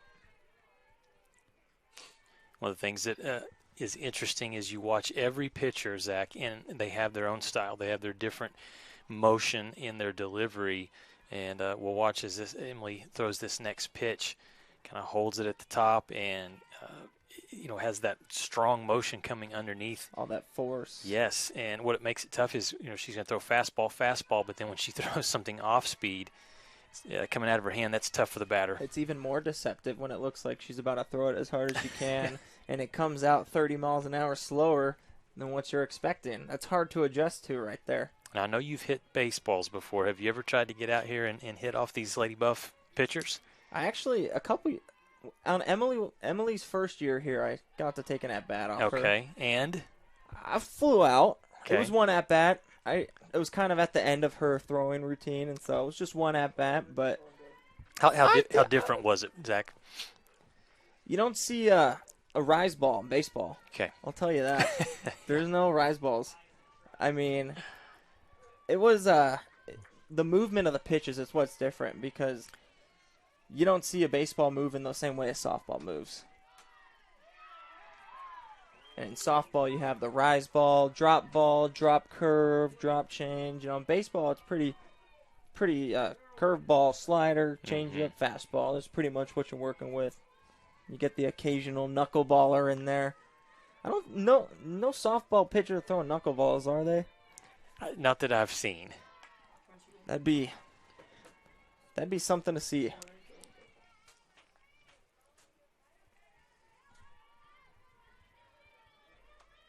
I know if I got out there and tried it would be a beach ball. That's what it would be.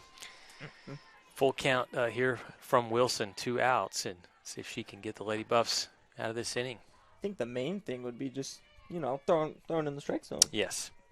Whether it looks like a beach ball or not, that's better than what some people are able to do. That one's skied to the left field. Rufus is under it. She's going to make the grab. Yeah, good defense there for the Lady Buffs. Good inning. Great job there by Wilson. 3 up, 3 down. Nothing cooking that half for the Mustangs.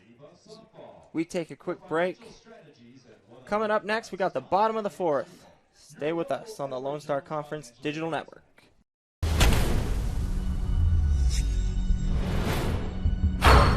This is a walk-on athlete. They train longer, put their heart into the game. This is the passion we're built on. It's why we put our heart into creating game day with a taste of Louisiana. Walk-ons, we live for this.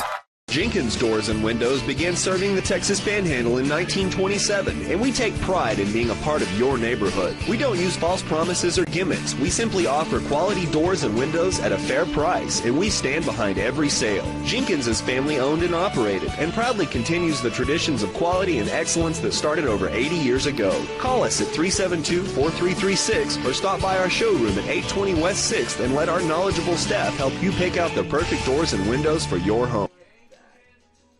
Welcome back to Schaefer Park as we move to the bottom of the fourth inning. Lucas Kinsey alongside Zach Kamenkow, our Thunder Vision production team, bringing you this broadcast. Peyton Stokes, our director today, and enjoying this one, Zach. The Lady Buffs leading 8-2 and looking for more offense with Emily Boyer coming to the plate. Absolutely, and I think it depends who you're rooting for if you say we're enjoying this one. Yes. But either way, it is a good ball game, good day out here to watch, but Lady Buffs are having a good day at the plate, especially today. Yeah, for Midwestern State, they got the 2 runs in the top of the third. And, again, they cut that lead in half. It was 4-2. They had some momentum, but they have just struggled in each of the last 2 innings. They've allowed 4 runs. Yes, it seems to be the free bases on both sides is what's leading to a lot of these runs coming home, as the Mustangs, they got their 2 runs off a walk and an error, and they were able to take advantage of those. And same thing with the Buffs the next inning. The Lady Buffs were able to take advantage of some walks and an error as well by the Mustangs, and they were able to take advantage of it. And we're now, Lady Buffs take advantage, and now have a 6-run lead because of that versus the 4-2 score it was at the time. This series all time has been dominated by the Lady Buffs, especially of late. WT, counting last night's win, has won the last 23 in a row against Midwestern State. The all-time series, a 33-22 lead for the Lady Buffs. So yeah, this is one of those where it almost becomes a little bit mental here for Midwestern State. You have to create the confidence in order to take down a team that you know has been so difficult to beat. Right. Now, Lucas, we said 23 games.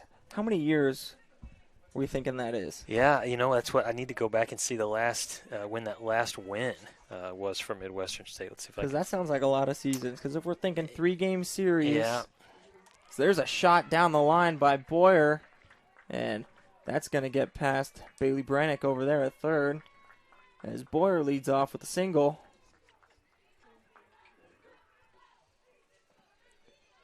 And that's going to bring up Diana Murtha for the Lady Buffs. She's 0 for 1 on the day with a walk.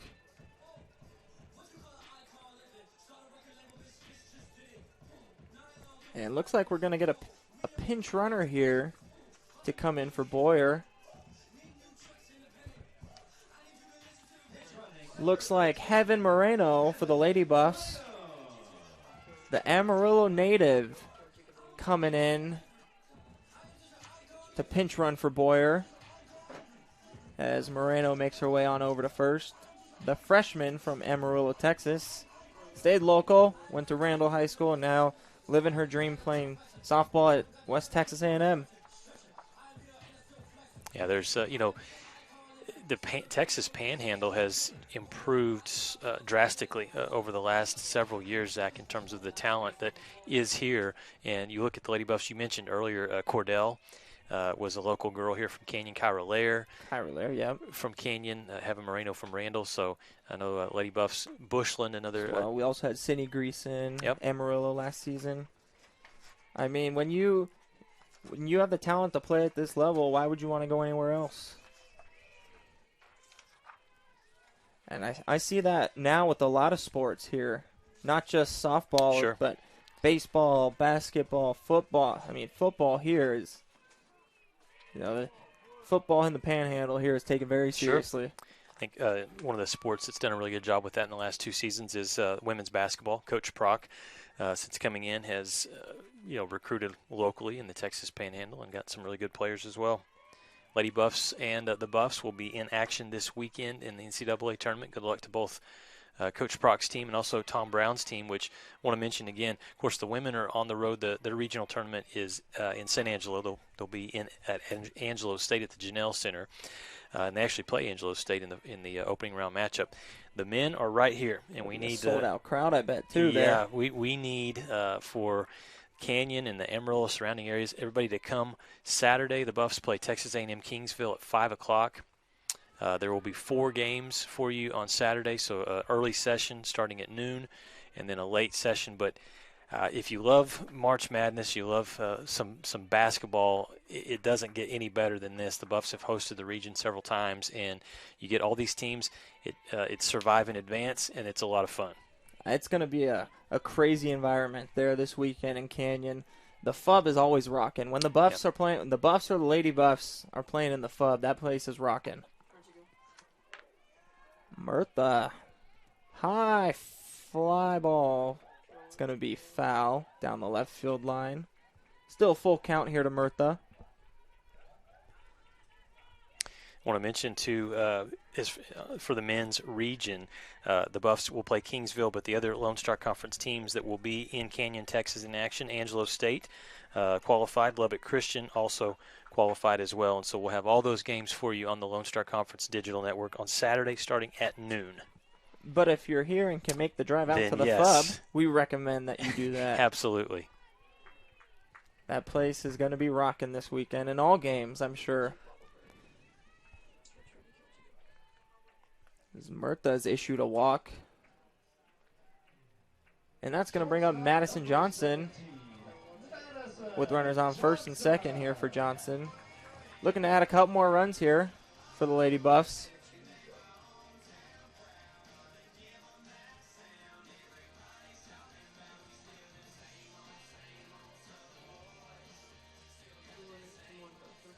Johnson has 11 RBIs on the year. Looking at a few more here. Push across a couple more runs for the Lady Buffs.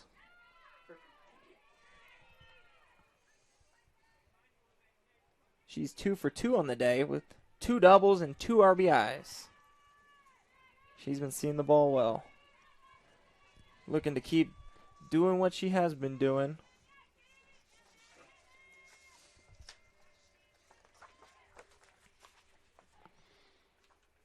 Cameron with the pitch.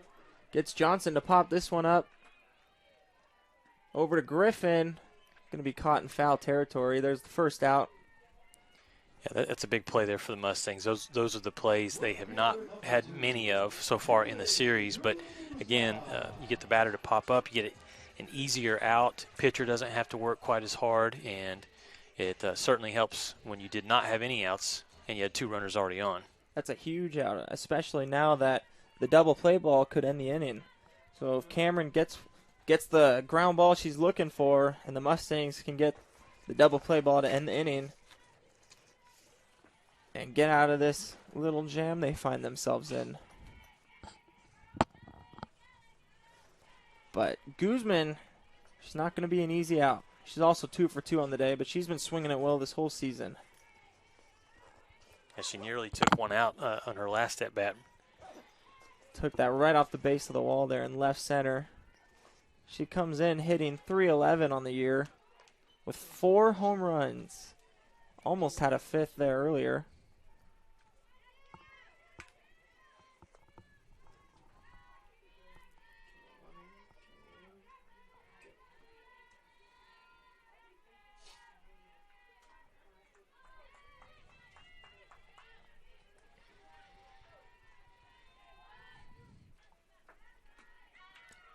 Cameron misses inside again. 2-0 to Guzman.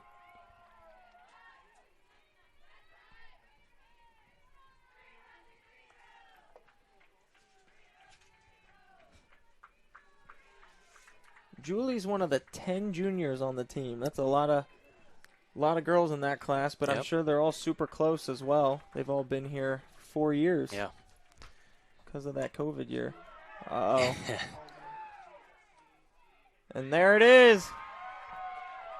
Yeah, I told you she was close her last time up, and this time she got all of it, hitting that big home run there and extending the Lady Buffs lead even more, and now we get to see some of these hats I was talking about. Oh, yes, the Rally Caps all out to celebrate for Julie Guzman with her 5th home run of the season. She's just had a great day today. Let's look at this one again on the replay. Catcher number 34, Granger.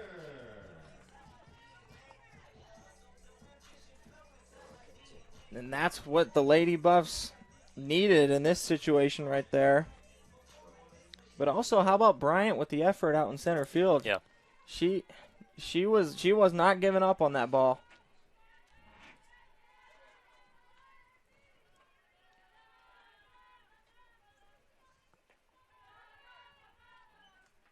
Brings up Granger next here for WT.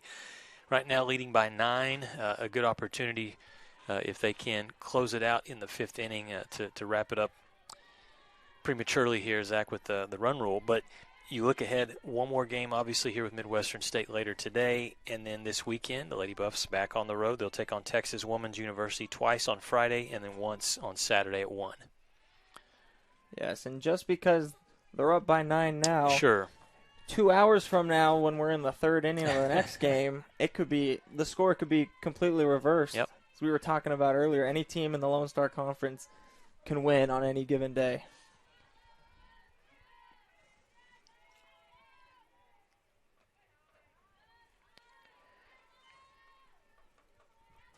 Three out of Granger.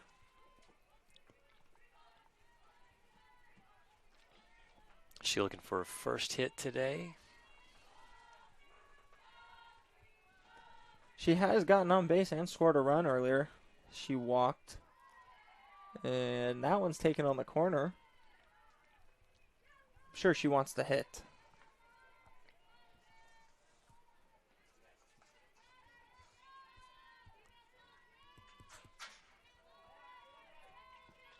Granger came into the series yesterday hitting 200.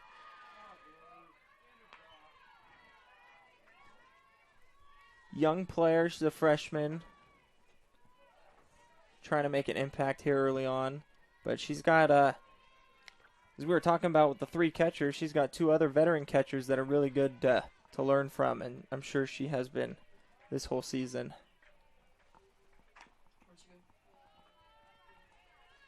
See her foul that pitch off there, Zach. What technique-wise, when you get a pitch that's inside, you kind of get jammed a little bit. What's the key to not only staying alive but putting it in play for a base hit? I think the biggest thing with that kind of pitch is your timing. You know, if you're finding yourself where you're late on that pitch that's super inside, you're probably gonna get jammed real bad and it's gonna hurt, or you're just gonna wind up swinging and missing. So when you see that ball coming at you on the inside part of the plate, that's where your reactions kind of got to kick in and just turn and burn on it as you can. Do whatever you can to fight, especially with 2 strikes. But Granger, good discipline there. Watches that last pitch in for a ball, and ball 4 takes her base. Good at bat. She fought off a couple pitches. All those inside pitches, she had to react and get out in front and just foul them off. That's all she was trying to do.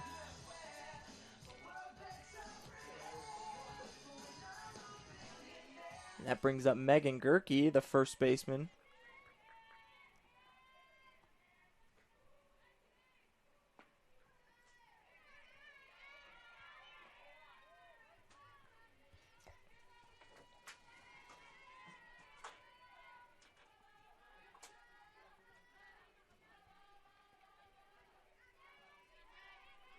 Gerke 0 for 1 on the day with a walk.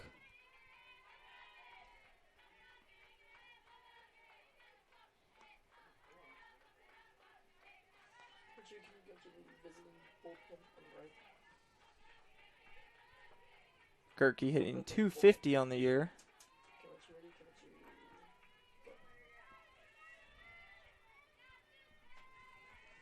as we see Mustangs getting someone hot out there in their bullpen. It's Cameron on with the pitch. She's been working that inside corner there. She's been living on that inside part of the plate. Trying to catch the Buffs off balance. They were working all outside earlier, and now they're starting to work on the other side of the plate.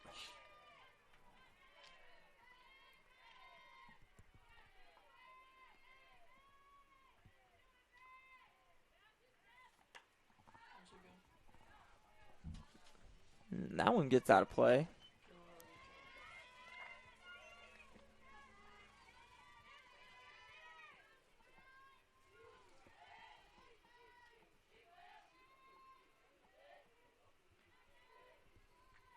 Yeah, the main difference today, Zach, is you're pulling up the stats there. Lady Buffs 7 of 16 at the plate, and Midwestern State 1 for 14. Yes, and as we can see how those results have translated in the score column as well. Yeah, the 2 runs in that inning, really some Midwestern State obviously got the runs, and that's all that counts, but the Lady Buffs did have some mistakes that led to Midwestern State getting around. Those free bases. And, I mean, the Mustangs took advantage of it at the time, but unfortunately for them, that was all they could muster up.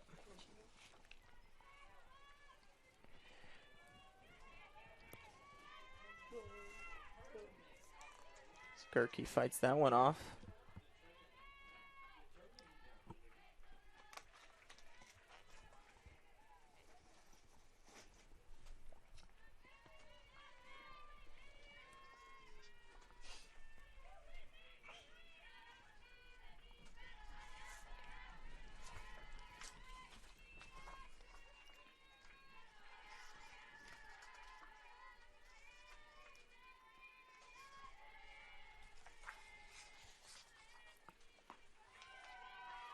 Boy, she watched that one all the way.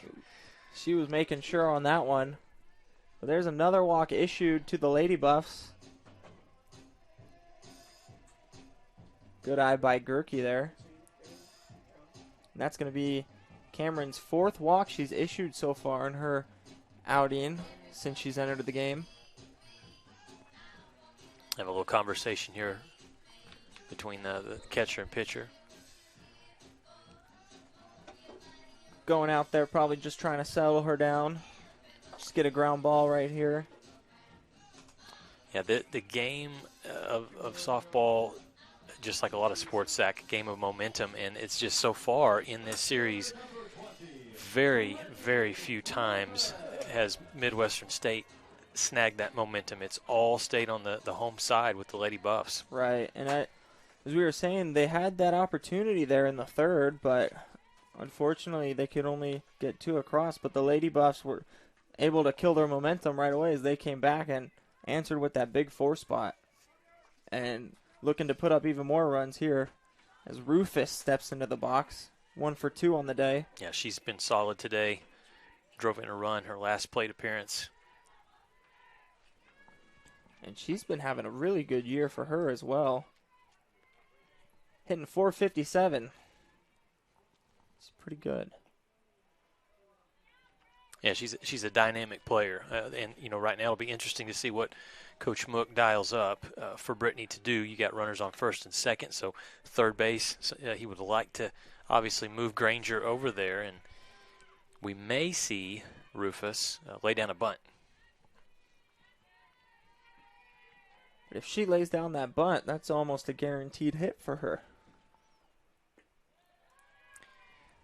I've mentioned this a couple of times. We just need to get a sponsor for it, Zach.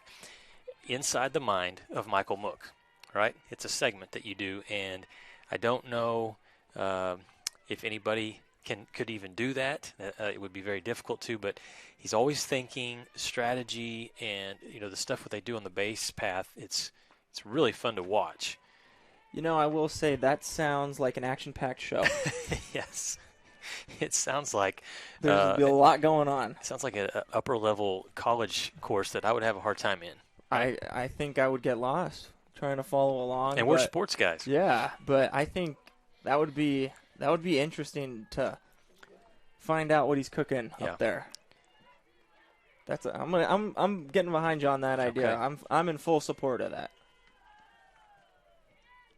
And I'm sure we can get some of the girls to be in support of that as well. We're going to make that happen. Okay.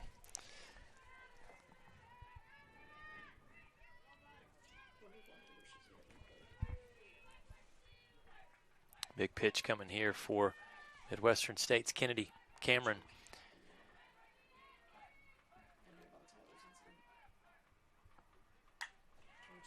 And there's the ground ball.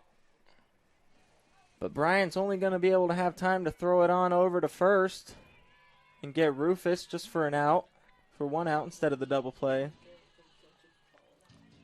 So 2 outs now. I know Brittany would have loved to reach base, but in that spot there, Zach, you got to be satisfied with what she does there, right? Right. That takes away the force out. Okay. Moves up those runners, and now first base is open. And looks like we're going to have Ruby Moore stepping in for the Lady Buffs. Freshman coming out of Maple, Wisconsin. So she's used to this weather. I just love that name too, right? It's a sweet name. Ruby Moore. Well, in Maple, Wisconsin. That one too. Maple, Wisconsin. They make their own maple syrup there? It's a good pitch.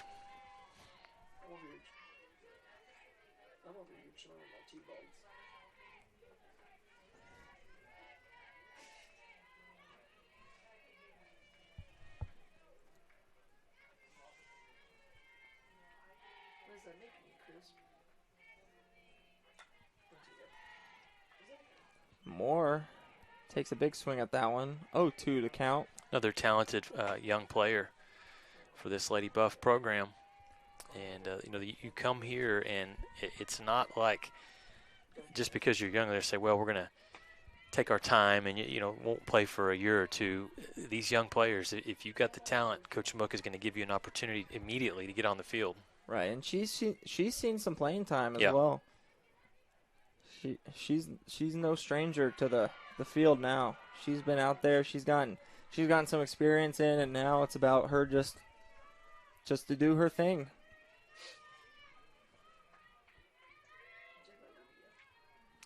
Going back to Maple, Wisconsin, Zach, some information for you. Population 649 back in the 2000 census. Wow. And it's the unincorporated communities, as Moore hits this one. For the out, a combination of Blueberry and Maple are located in the town. Wow. So there you go. Might have to take a trip down there and test it out for ourselves.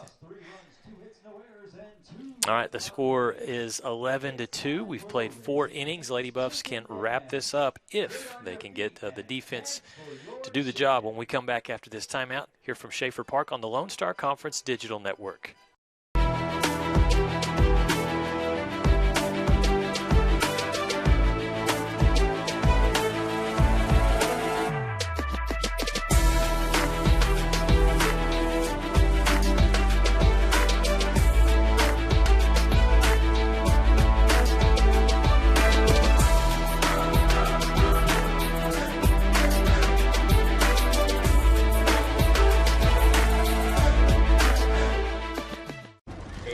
This is gonna be tough. I mean, that's a bag full of Whataburger's Buffalo Ranch chicken strip sandwiches with tangy buffalo sauce and creamy buttermilk ranch, melty Monterey Jack cheese, and 3 crunchy chicken strips.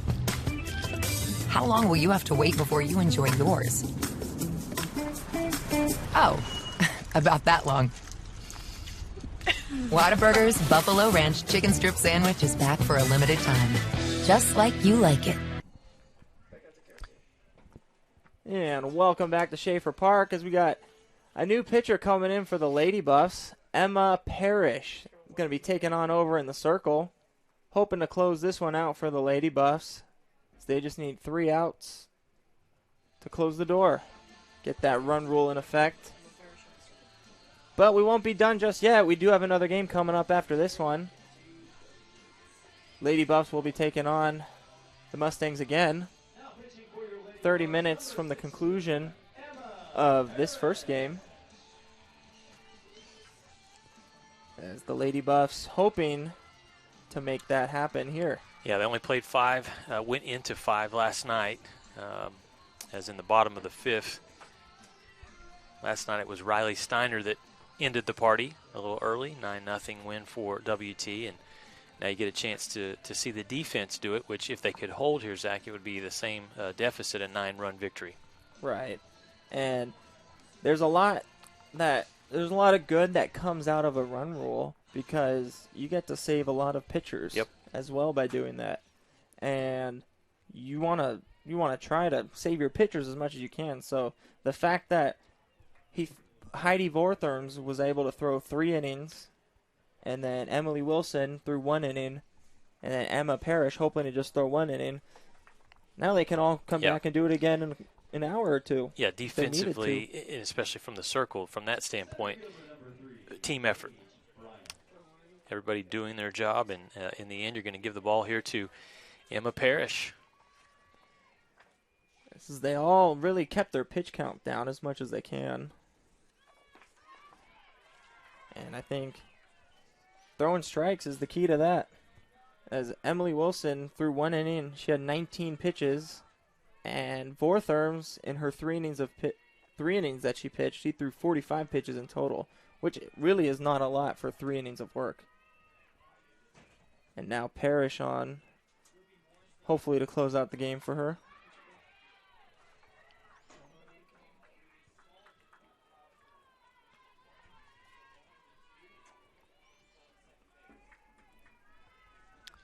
Defensively, just a few changes here, Zach. Looks like Brittany Rufus is in center field now.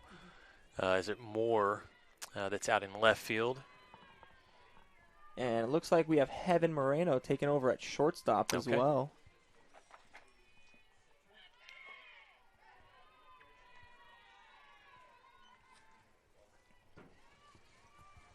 Paige Bryan in the box for the Mustangs. 1-2 count to her. Also over at second base is number 24, Nikki Warren.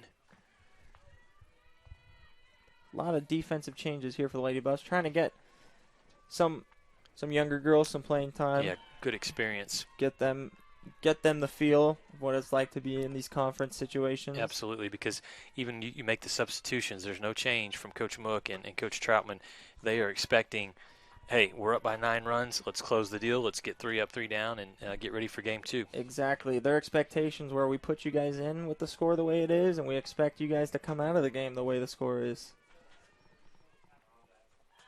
And they're very capable of doing that with the big depth that the Lady Buffs has on their roster. And Bryant's not going down easy there. She fights that one off.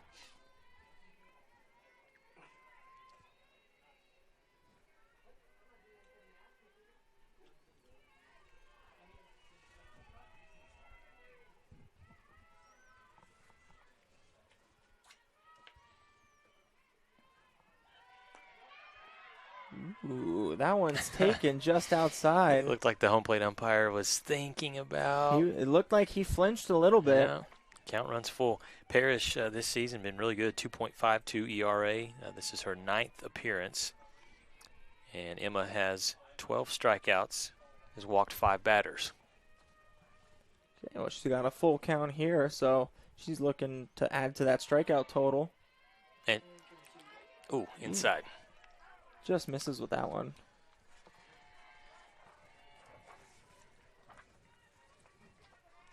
Shortstop number 5, Chloe Bryant. That brings up the shortstop, Chloe Bryant.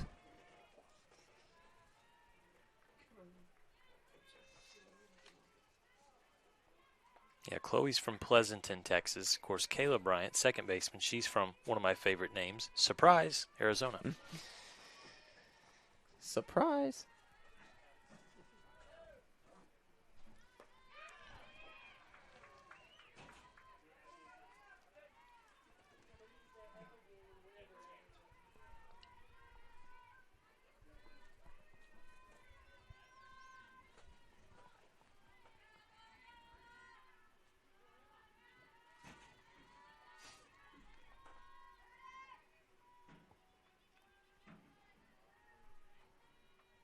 0-1 pitch. And that one's going to be over to Moreno at short, on to Warren at second, in time to get one. That's a good play, for Moreno. A lot of times younger players in that situation, I want to get this double play. Let me rush it over to second base. But she does the job, make sure they at least get that lead runner out on second, and you move on. Absolutely. The important thing is to make sure you get the first one. You can't turn a double play if you don't get the first out. That's right. And also, that's the ball's going to find you. When you come into the game, you can't take a pitch off. That ball's going to find you, as it did right there. And Moreno was able to make the play. That first pitch in there to Ayala is taken for a strike.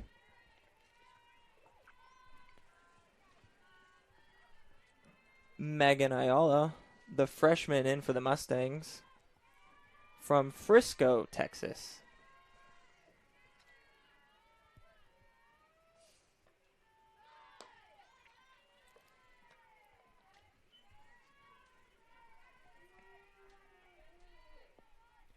Ayala with a strikeout in her last at-bat. Looking to extend things here for the Mustangs, as the Lady Buffs look to do otherwise. Just 2 more outs away from closing this one out.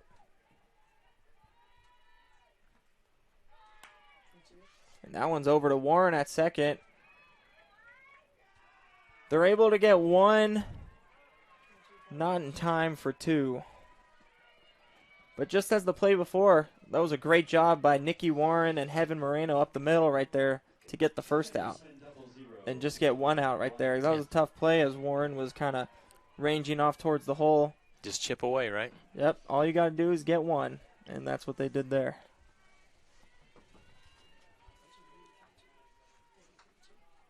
Now that brings up Kayla Bryant for the Mustangs, with 2 outs here in the 5th. Their last chance to keep things going for them.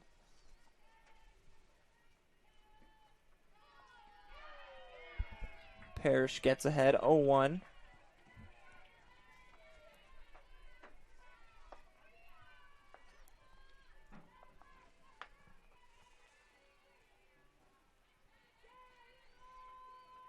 As the Buffs look to improve their 16-3 record, if they can just get this last out.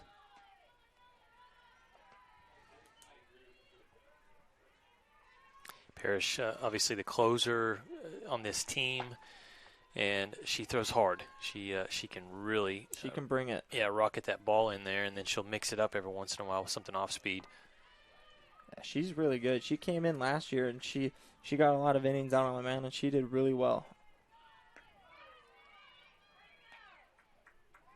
She had a similar role last year as well, being the closer, and she's kind of taken that role, and she's taking it by the wings.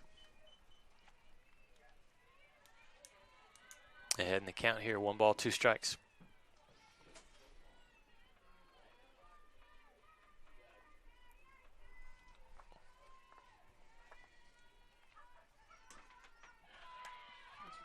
And that one's popped up. Warren's going to make the grab, and that's going to do it. The run rule in effect for the Lady Buffs as they take this one with a final score of 11-2. Emma Parrish able to come in and close the door.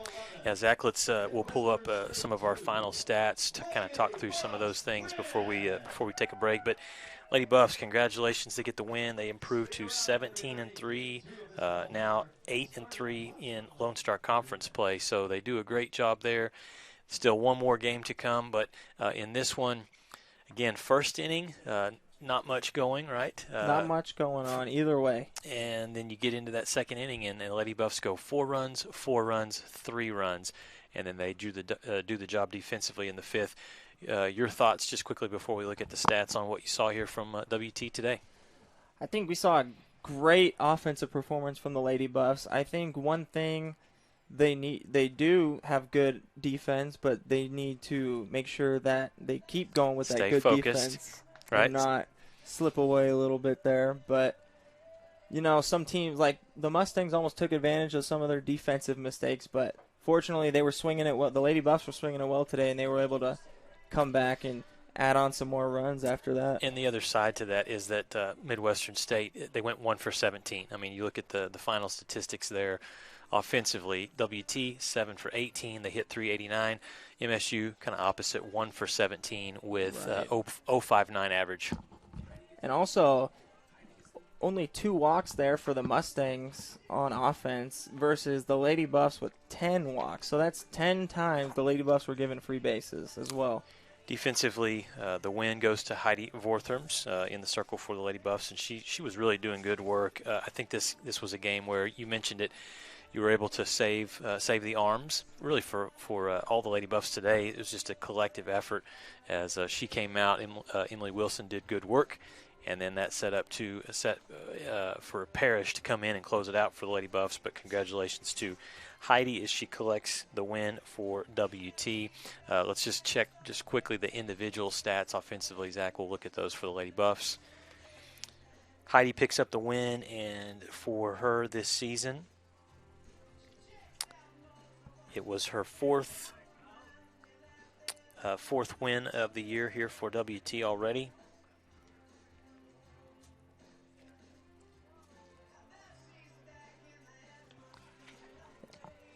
What stands out to you here as you look at the statistics? Yes, Heidi with her 4th win, and also adding on to her strikeout total as well, as she had 7 today, so that brings her total to 45 on the year so far. In only 25 innings pitched. Yeah. That's pretty impressive. 45 strikeouts in that little amount of innings. That's hard to do. That says a lot about her kind of pitches that she has and how she locates. And, I mean, you compare that to her 6 walks. 6 walks is not a lot. Yeah. And so that shows she can locate real well, and that's what she does best. All right, as we look at the bats for the Lady Buffs, I felt like this one, Zach, was, again, a collective effort. It was not just 1 or 2 players. This was a lot of different Lady Buffs that stepped up, swung the bat with confidence, and produced. Yes, big days by both Madison Johnson as well as Julie Guzman. Julie with her 5th home run of the season. That was big. And right before that, her at-bat before with her double off the wall. You know, both her and Madison Johnson. Johnson with 2 hits on the day, 2 RBIs. Guzman with 3 hits and 4 RBIs on the day. And those were definitely big parts in the Lady Buff win today, as those 2 really stood out, as well as the whole team taking advantage of the walks they were given to and those free bases and being able to come through and take advantage of them. Well, this one goes to the Lady Buffs. We're going to have about a 30-minute window in between this Game 2 and Game 3 of the series, which we will have for you shortly. We appreciate everyone watching in here on the Lone Star Conference Digital Network. Final score, Lady Buffs win it 11-2, defeating Midwestern State. We'll be back with you soon here on the LSC Digital Network.